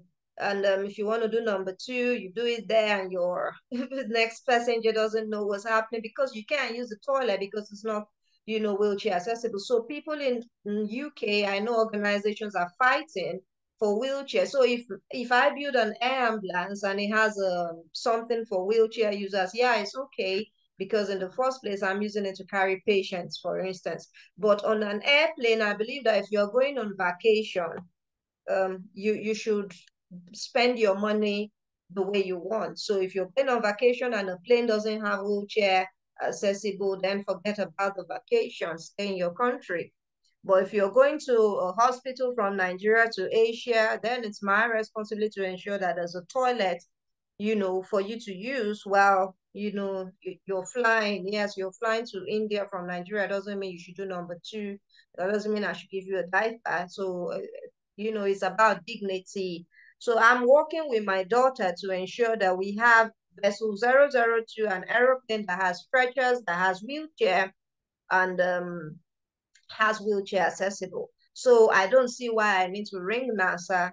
If anybody here is lobbying for NASA, you tell them I'm building a plane, not me going to tell them I'm building a plane. I want to use it for my science fiction movie. I want to teach science students, how to, maybe there's a fire alarm, how to evacuate. I want to teach healthcare workers how to take your plane to a zone where there is war and make sure you're carrying only, people that need it. You're not taking criminals, because if they get on the plane, they're going to bomb the plane. So if you're going to do any rescue, evacuation, there's war, you don't just rush there with your head as a healthcare worker. You have to make sure there are no criminals on board, because these are things, and that's why it's like only the army understands what I'm doing. It means a lot to them, this kind of project. So on behalf of my translators that I cannot mention their names because maybe they're refugees or they work for the army, I want to say thank you to all of them. And I'll mention my translators one after the other and their countries, so you can understand that this project is not just, oh, Dr. Yewande wrote a book and just put it there and gave some people money. No, none of them were paid. So I will start with UK English, written by my humble self and reviewed by Dr. Toka, MBBS, member of the Royal College of Surgeons of Edinburgh. US English, written by my humble self. French and Spanish, done together with my daughter. I used that to train her because she was going to be doing aerospace engineering in California. Yoruba, done by my humble self, thanks to Nigeria, that I did Yoruba language up to SS3 for my WAEC. So I have Yoruba of my WAEC certificate. South America, Gloria Morales is the co-chair of South America, and she has done a wonderful job by reviewing the book. The book was translated by 21-year-old Gabriela Caetano, an undergraduate student of letters. The German version is one of my best versions. I, an anesthetic pharmacologist, wrote a book, and an Indian pharmacist translated it to German and Hindi, so she can speak in English, in German, and in Hindi. She's a pharmacist. So imagine being a pharmacist, a translator to Hindi, and a translator to German. These are the kind of people that the Army is looking for. And that's why you see some of my translators are not here today, to protect some of them. She's from India, and I'm grateful to Drashti Jani. She's also a mother. So some of my translators are actually mothers, and in their spare time, so if they're not here today, they're probably looking after their babies, but they've done a good job. I'm just going in accordance to how they perform, not according to region. So fully into Asian region now. I've started with Drashti. She did the German and the Hindi, and she's a pharmacist from India. Same from India. I think the doctors could not speak in Bengali. I don't know. Gupta, you're here, Dr. Gupta. So Indian actress, Bollywood actress has translated the Bengali for us. And we are going to use that for the science fiction movie so that students who can speak in Bengali get preference than students who can speak Hindi. Because if we say we are recruiting Hindi speaking teenagers, the place will be full. So we just start with Bengali and a little bit of Hindi. So that's great work done by India. I'm grateful to the people of Philippines, and I'm grateful that it was a work translator and teacher. Christina Aguinaldo and Virginia is now here to take over from her. From China, as I said, some of my translators are protected. His English name is Zach, so I will not say his Chinese name. For Arabic, my Arabic translator is a Palestinian, and I'm grateful. In spite of the war going on in her country, she's done well. My other Arabic translator is from Sudan. She's a nurse from Sudan, Ambassador Nala Abdulwahid Suleiman. She's a WOP and IHRC volunteer. I'm grateful to the people from Asia and Middle East region, most especially Asude Barakta, who went to universities to study translation. So if you ask her to translate to Yoruba, she will do it, even though she's Turkish. She went to school to study translation. And when she was doing the translation, she was even correcting me that, no, Dr. Yewande, this research is not enough. There are some more anesthetic pharmacology research done in Turkey. I said, hey, you're not a researcher, you're a translator. So if a doctor tells a patient paracetamol, don't go and write acetaminophen. Before you start saying it, you let him know that, hey, doctor, you want to give paracetamol, but we don't call it paracetamol here. We call it acetaminophen. And this is the reason why the UK and the US are at war. And we don't care whether anybody's at war at each other. Nigerians take advantage of the situation, and that's why we're everywhere. So Nigerians are well trained in US and UK English, as you can see. And I'm grateful to my country, Nigeria, for being my stepping stone. For Africa region, my humble self, I've done Yoruba. The Igbo has been done by a TV presenter who graduated from University of Nigeria, Nsukka, studied Igbo. The Hausa version was done by a computer scientist, and he's done it to Hausa. The Idoma was started by a nurse. She couldn't even do it, but she hired someone, and as I said, we lost her, so we're still trying to get that as soon as possible. We'll be able to speak with the governor of Benue State to get that out. So our surgeon, who is my second in command, doesn't have his language here today because he can't speak his language. So this is to show you why he's passionate. I mean, when there are 17 languages and you are the surgeon and we want to open and we give you a scissors to cut the ribbon, he'll be like, I'm not cutting any ribbon, Dr. Yewande, where's my language? And I'm like, Dr. Topo, I'll get your language. So I'm happy with my volunteers. For Chichewa, unfortunately, they came in at the beginning and we lost them. Dr. Emmanuel is the co-chair for Africa.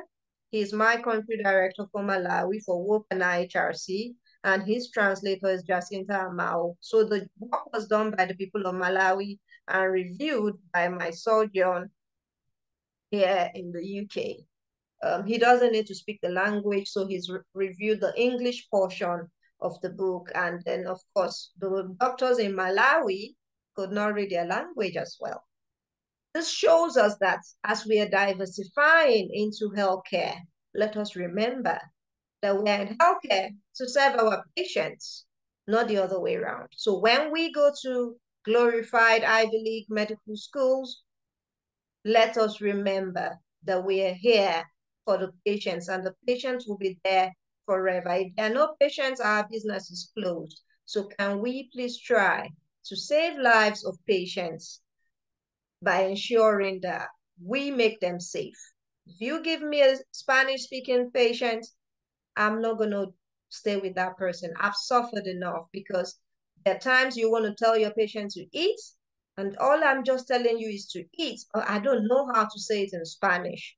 So when you see me speaking in French and speaking in Spanish, it's because today I'm going to work, for example, and everybody has taken the best patient, and then the one that is deaf and dumb is my own because I'm Black.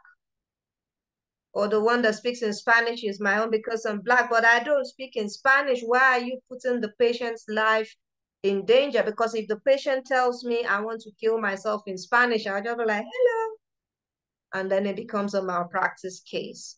So healthcare law and malpractice, we'll have that later on. There are so many Nigerian doctors in prison, I must tell you. And we need to stop this. If you take me to a place to work and I can't speak in Spanish and you give me a Spanish-speaking patient, that's the end of the shift. We need to speak up now. Otherwise, we are going to be scapegoats. I have not seen white doctors take patients who they would not. So, but because, Black, maybe we feel, let me just do this shift. I don't care if my patients can hear what I'm saying. I don't care if my patient is deaf and dumb. I want a sign reader. And that's why we have World Humanitarian Organization for Peace and Equity. Dr. Topper has left. He was supposed to do the vote of thanks on behalf of the family. Abidoba cannot join today, but she has left her tribute. So I will try to find that tribute here, because my late husband worked for Lagos State government as a chief pharmacist until he died. And Demoluwatoyin Joseph, I don't know if you are able to support. Where is it now? Yeah, Demoluwatoyin Joseph, if you can unmute yourself. Otherwise, Dr. Achi Defon. Demoluwatoyin Joseph, if you can unmute yourself, please.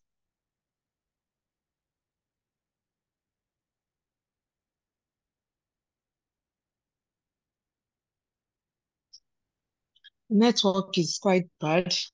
Okay, so I'll put you on standby. Yes, but I'll just say a few words before it throws me out. I want to actually say the translation of this book to different languages is a welcome idea. We have seen patients and doctors struggling in the consulting room, or nurses, pharmacists, and patients also struggling as a result of not understanding themselves. So this great strive that you have taken, Dr. Yewande, and then the other people that have taken pains to translate this book into different languages, we really, really appreciate you. We congratulate you, because it will make life a little bit or a lot easier for healthcare workers when they have to go into conversation with anybody from these areas where these books have been translated into. Thank you very much and well done. Thank you so much, Ma. Yeah. So Dr. Achim Defon, before I go to you, I will let, there's somebody that hasn't spoken today. It says P-SMART is, I always tell people when you are in a meeting like this meeting is like a United Nations meeting, please always have your name there, because if we want to say thank you, we don't know who's P-SMART. We don't know who's Zoom user, and it makes it difficult. So if you're Tuawe P. Smart, please introduce yourself and say something.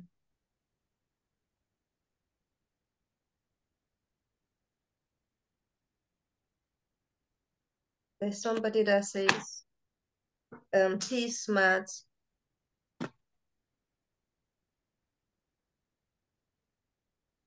Or you can just go to the chat room and let us know who you are, P. Smart.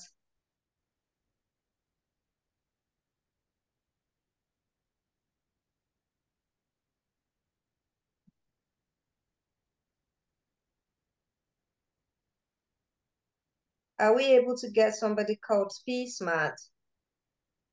Okay, if you can't, I want to say thank you. But before I go away, we have the director for science fiction movie here, a lecturer from University of Calabar, and tomorrow is Children's Day, so we are having age 9 to 18 tomorrow. We're going to print the covers of this book. So Filipino, we'll send it to you for all that have come today. You let me know your language. So we'll send you the book covers as complimentary gifts. So you can print it, just the book covers, because the information in the book, it's by the publisher and has copyright. So it's for people who want to take the course. But at least you have the cover of the book as a reminder of coming to the event today. So tomorrow is Children's Day in Nigeria. It's also bank holiday in UK. So Dr. Achi Ndifo, over to you as director of science fiction movie. We're going to send this covers out. You can see my face is in the middle. So the students are going to fold it into two and try to cut it into two equal parts. Anybody who can cut into two equal parts will be taken as our science, technology, engineering, and maths ambassadors. That means they can become doctors, technologists. Even if I'm not a doctor, all I need to do is to cut. So what we want to do is to see if your child has shaky hands and you're forcing them to study medicine, you're looking for trouble. So if they have shaky hands, they better start practicing. So tomorrow is going to be a STEM engagement for life of a scientist.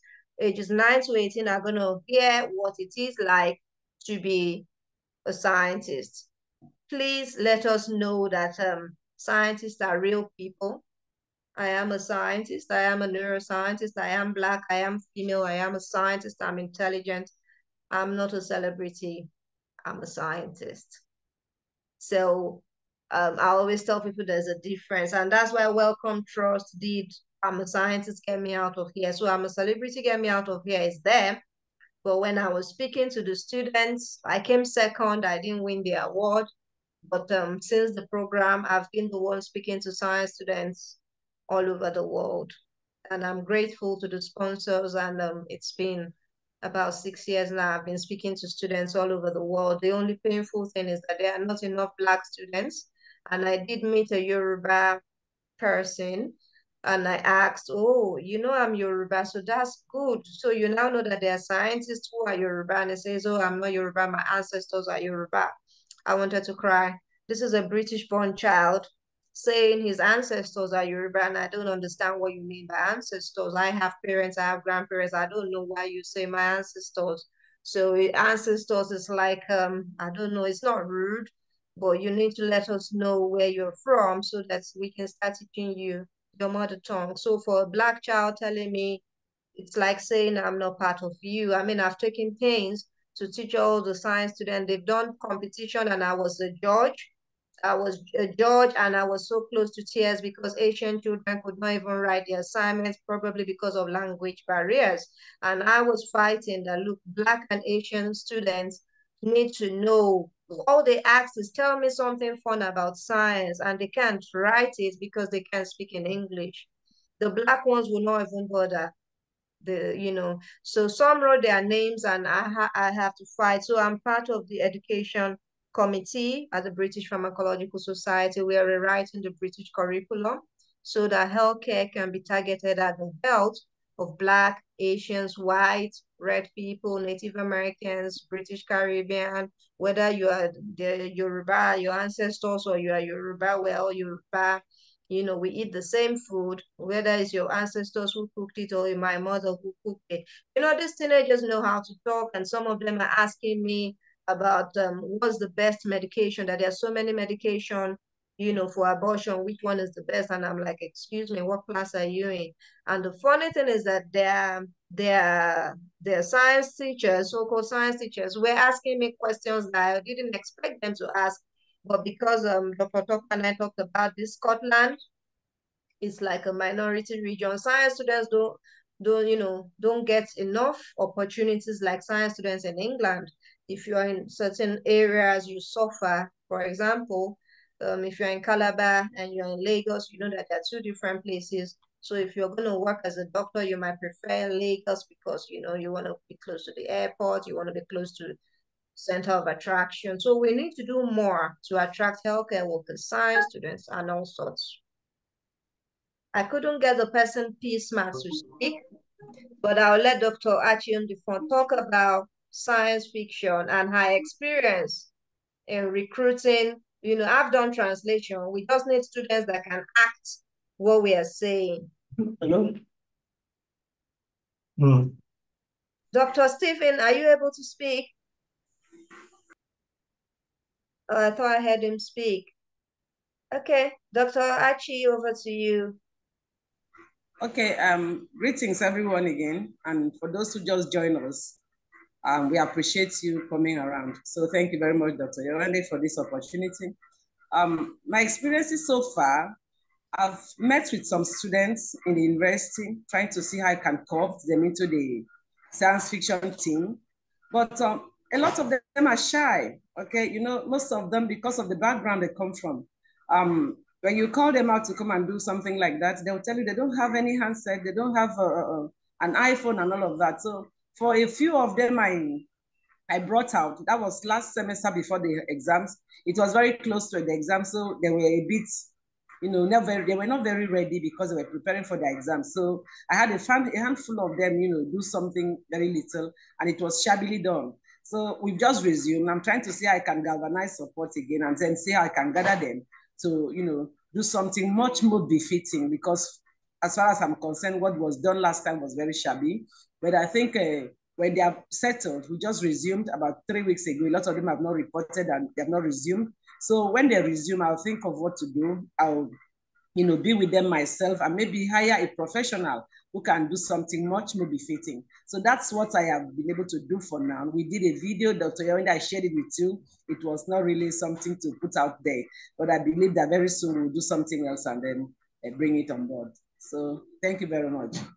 Thank you very much, Dr. Achi. So for the kind of video we are looking for, our take-home assignment is for you to contact me and ask me for your video. So this is a training video. It's just something simple just to show you an example of what we are trying to teach. So that's a gift to you in addition to the cover page of whichever language. So we have 17 languages. If you want all 6, for your region, Asia, just tell me, I'll send you all the book covers. You can print them in color, put in your office. It's a pride that you are the co-chair, Asia region, Virginia. The co-chair, South America, we're going to allow you to do the closing prayer.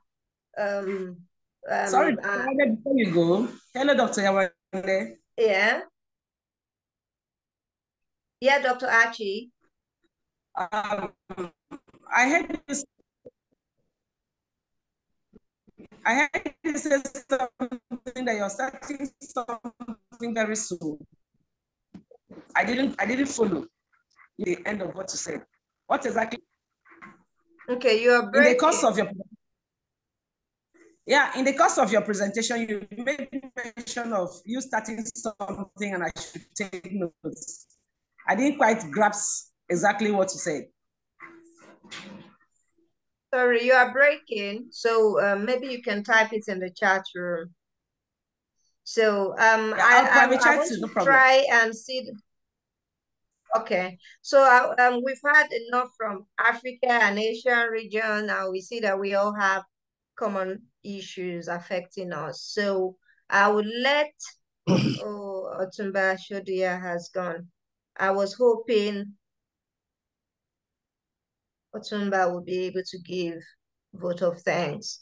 So to represent the World Humanitarian Organization for Peace and Equity, I'll let the co-chair Asia Region, Virginia, give us the vote of thanks on behalf of WOP, and the co-chair South America, Gloria, will give us, sorry, I mixed it.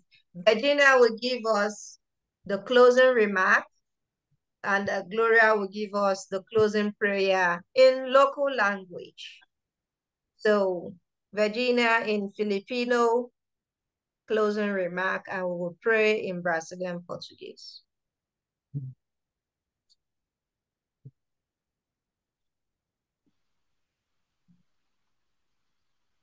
Unmute yourself, Virginia. Oh, thank you, Your Highness. Everyone, salamat sa pagkakataon na ito at marami tayong natutunan regarding sa anesthesia at saka itong tool na kailangan in this medical book that we have. Everyone, to the doctor, to the sa gumawa ng libro na to at ng mga translators sa iba't ibang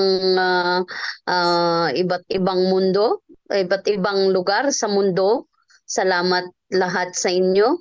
And without everyone, this book will not be completed. So salamat sa lahat ng mga naiambag ng mga tumulong kay Princess. So before we go to you as the host, we did not come here without this one, and I encourage everyone, we will support this. This is a very important, everyone, especially for the school, because I'm also an educator, and I teach in China for 6 years as an English professor in a university. And this is a very, very important, especially for the sa mga bata. And also to the humanitarian, me as a humanitarian also, we go to the all over in my country, and while we are doing, and itong content ng libro ay mahalaga. So thank you very much, salamat sa inyong lahat, and good evening on behalf of the Hope Philippines and the Hope International. Thank you. Salamat po. Thank you very much. Before we take our closing prayer, we'll pray and then we'll have time for chit chat. I just wanted to read what Dr. Stephen Akerimale has written. He was unable to speak, unfortunately. It's he said, communication is key when dealing with patients. Information must be adequately disseminated. Congratulations to Ambassador Princess Yewande Okunoren. Thank you so much, sir. Por todo esse trabalho, de todos os que estão aqui presentes, mas que sabemos com tudo que nós podemos lhe servir e servir a saúde pública em todo o mundo. Nós lhe agradecemos por essa oportunidade e pedimos que nos envie cada vez mais voluntários e mais voluntários. Thank you, Lord. Thank you very much. Gracias. Mercy. Hello, Yewande. Can you hear me now? Yes, finally. Yewande, can you hear me? Yes, sir. Finally. Oh.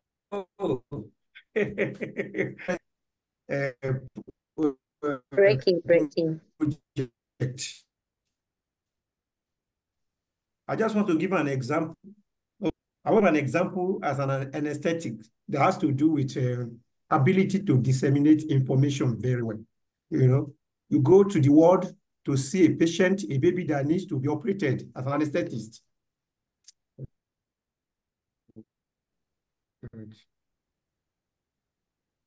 Discuss with the mother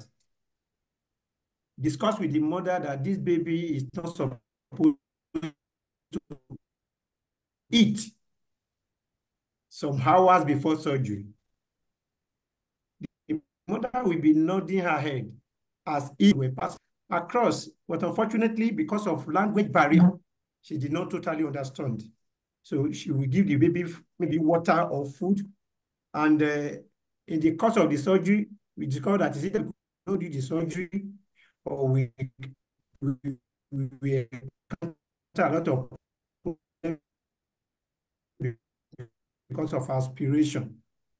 So language barrier is key project, has really gone a lot so that your client can understand. So I want to appreciate you for what you've done.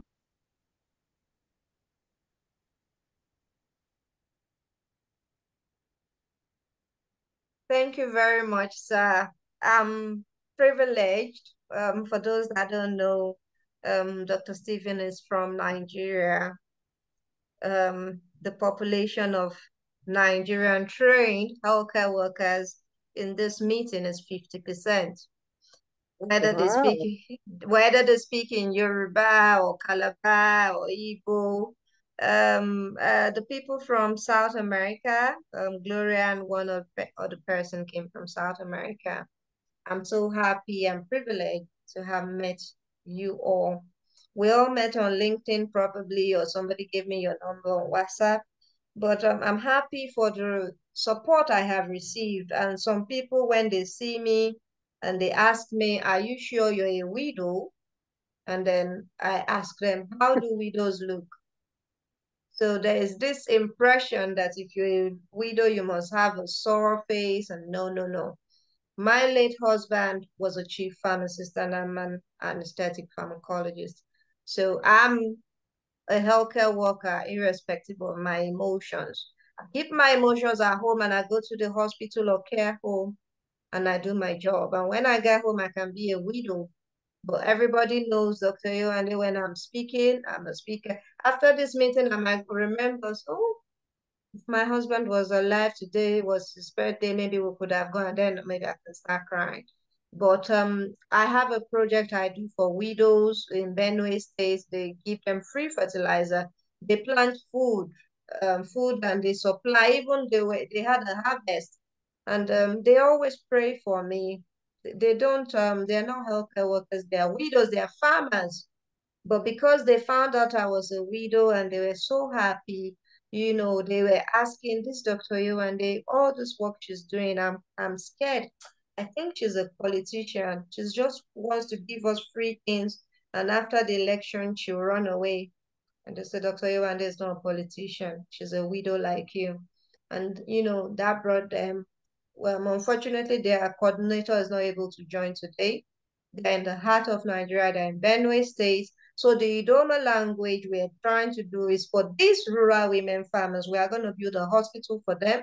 So when they leave the farm, they can have a hospital. When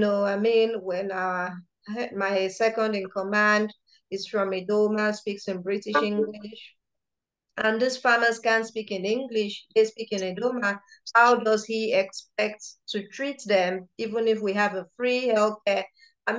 People know in Ireland, for example, if you are Black and there's a hospital down the road where they speak your language, of course you go there and go to the one where everybody's speaking in English.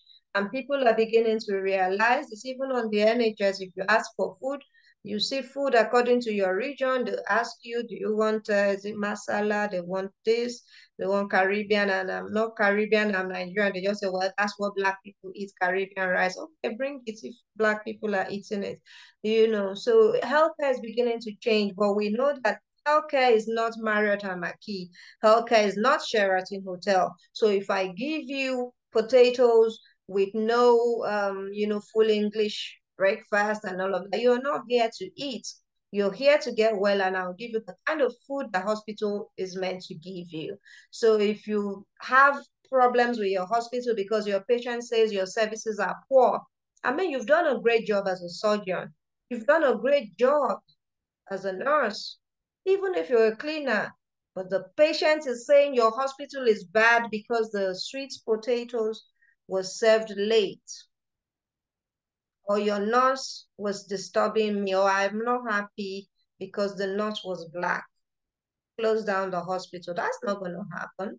You leave the hospital. We protect our healthcare workers, but we are also here for the patient. So stakeholders is what we'll be discussing next. And that's why we have all the co-chairs. So I'm expecting a meeting with all co-chairs. You get to know yourselves very soon. And then you can carry on this work I have started. I mean, it's been 5 years I lost my husband, but I've not been able to realize it because COVID happened and I had to join the COVID army, and that's it. You know, that I didn't even have time to think, oh, which day is the, you know, it's just saving lives, saving lives, saving lives. But there's sometimes, okay, now COVID has reduced. So if you see me, I'm not really active, it's because it's time for me to now rest.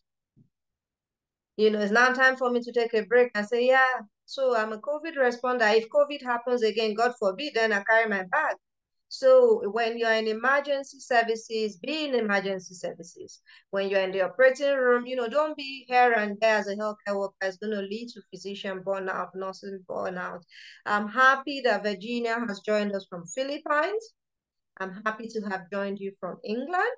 I'm happy Dr. Stephen Akerimale has joined us from Nigeria, Lagos.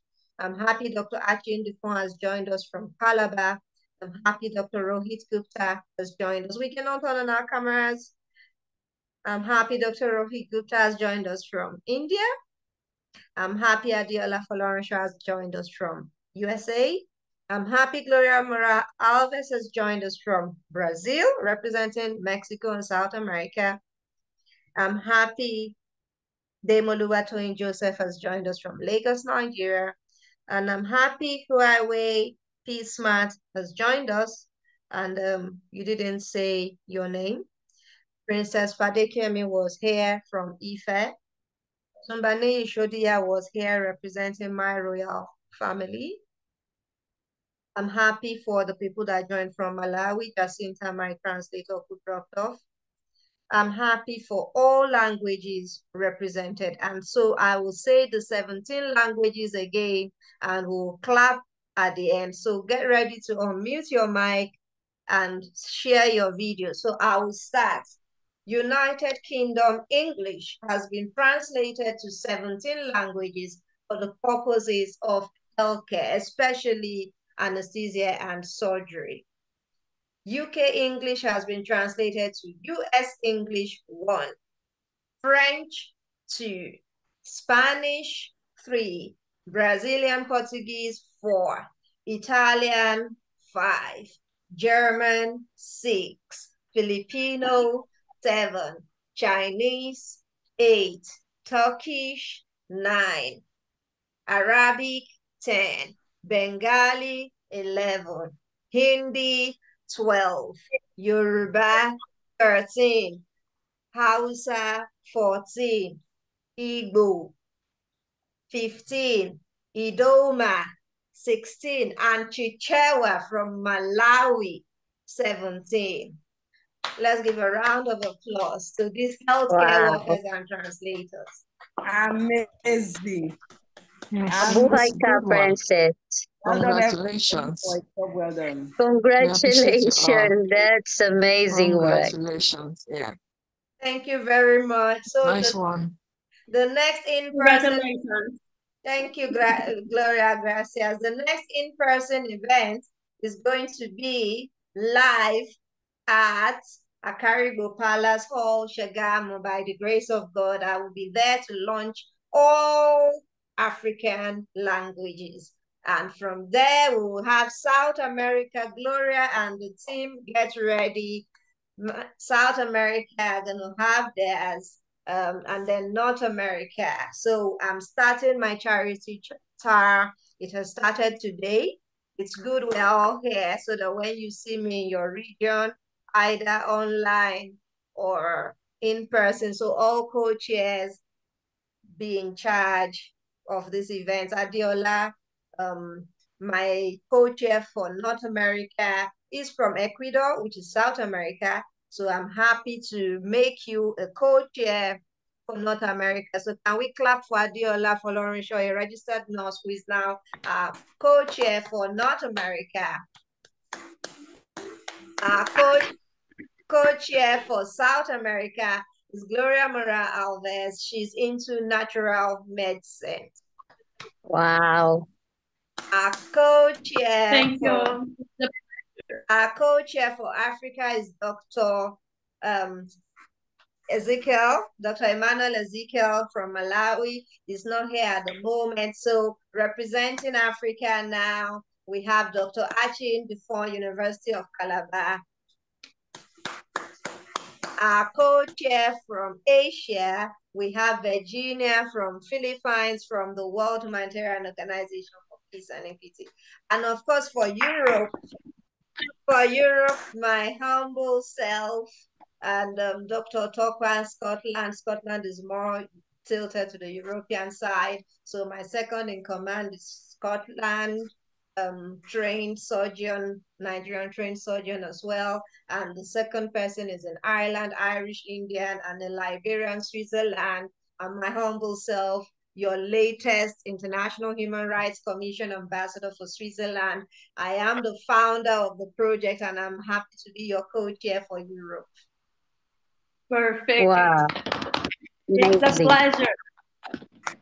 Congratulations, Dr. Yewande. Thank you very much for staying in this meeting. We have people that they are not co-chairs, but they are valuable to us because probably they have a facility, and therefore appointing Dr. Stephen Akermale and Demoluato Joseph both in Lagos, so it's easy for them to meet. So by God's grace, when I get to Lagos, I will be commissioning their premises as our partnering organization. So our students can come and train, our IHRC volunteers can come and train over there.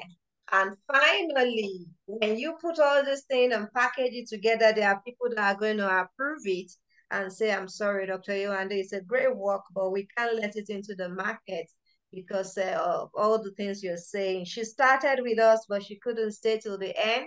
She's a criminal lawyer at University of Bradford, and she's Dr. Ovo Imodeme. She is a Nigerian trained lawyer, now a doctor of law in the United Kingdom. She's a criminal lecturer in criminal law. So when you have the Nigerian who is a criminal law lecturer and you say Nigerians are criminals, you are looking for trouble.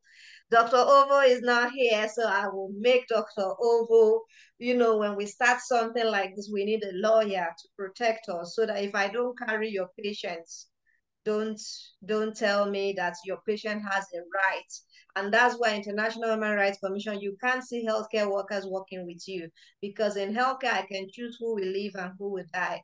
That's the, you know, that's the license you have. You save who you want to save according to how they can, you know, live. So healthcare workers are not part of human rights organizations for this reason. So Dr. Ovo Imodeme, she is a criminal lawyer. She's a lecturer in criminal law, and I'm happy we have University of Calabar here. So Dr. Achi Defoy, she's your sister. She's from Benin in Nigeria, Edo State, I guess. So we have Edo State and Akwa Ibom working together to make sure that, yes, whatever we have written in our books is not fake. It's not something we just picked online, copy and paste.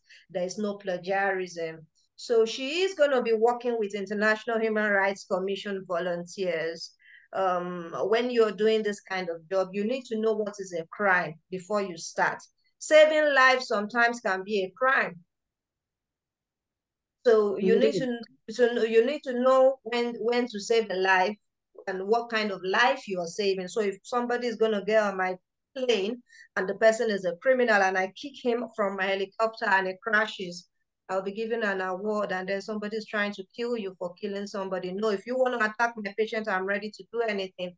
You know, and that's why Nigerians, we are the ones that work in mental health units in UK and US. Adela understands what I'm saying. Nigerians, we don't fight lion, but we defend our patients. I mean, So people from Africa, we end up working in mental health, and some people, I mean, white people, when the patient does this, they run out, and I'm like, you bring your hand, now give it, and you just open your eyes, they run, and that's why Africans run mental health units in the UK and in the US, and I'm happy that that background we have.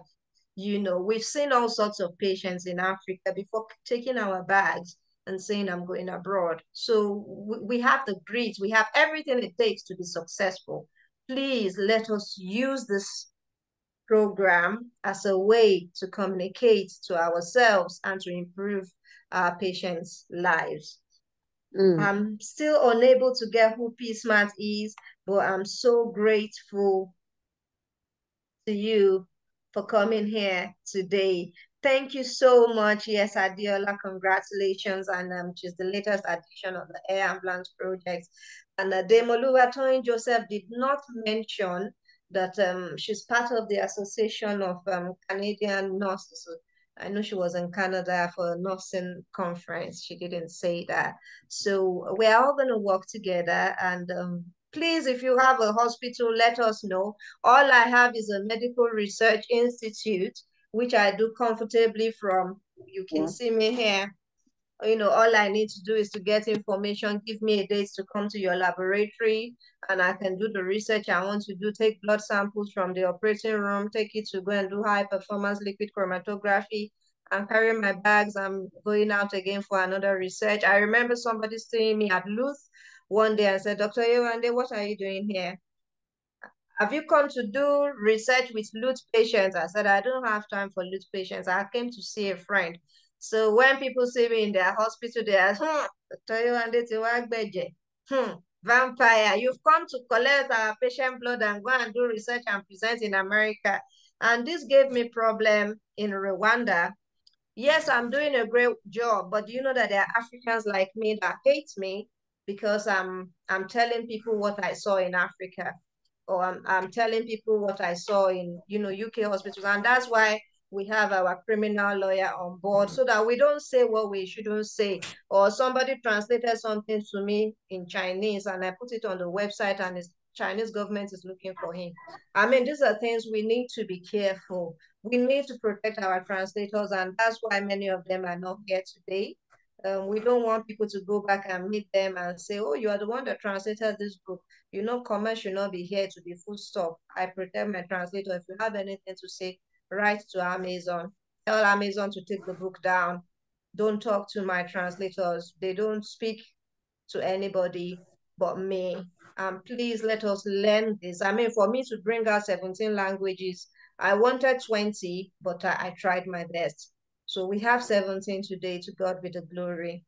Thank you, everybody. PSmart still refuse to identify themselves. Please, for future purposes, when next we come to our meetings, can we ensure that we have our names written? Because if we're going to give a certificate of attendance from International Human Rights Commission or from WOP, you can see WOP has their logo at the back.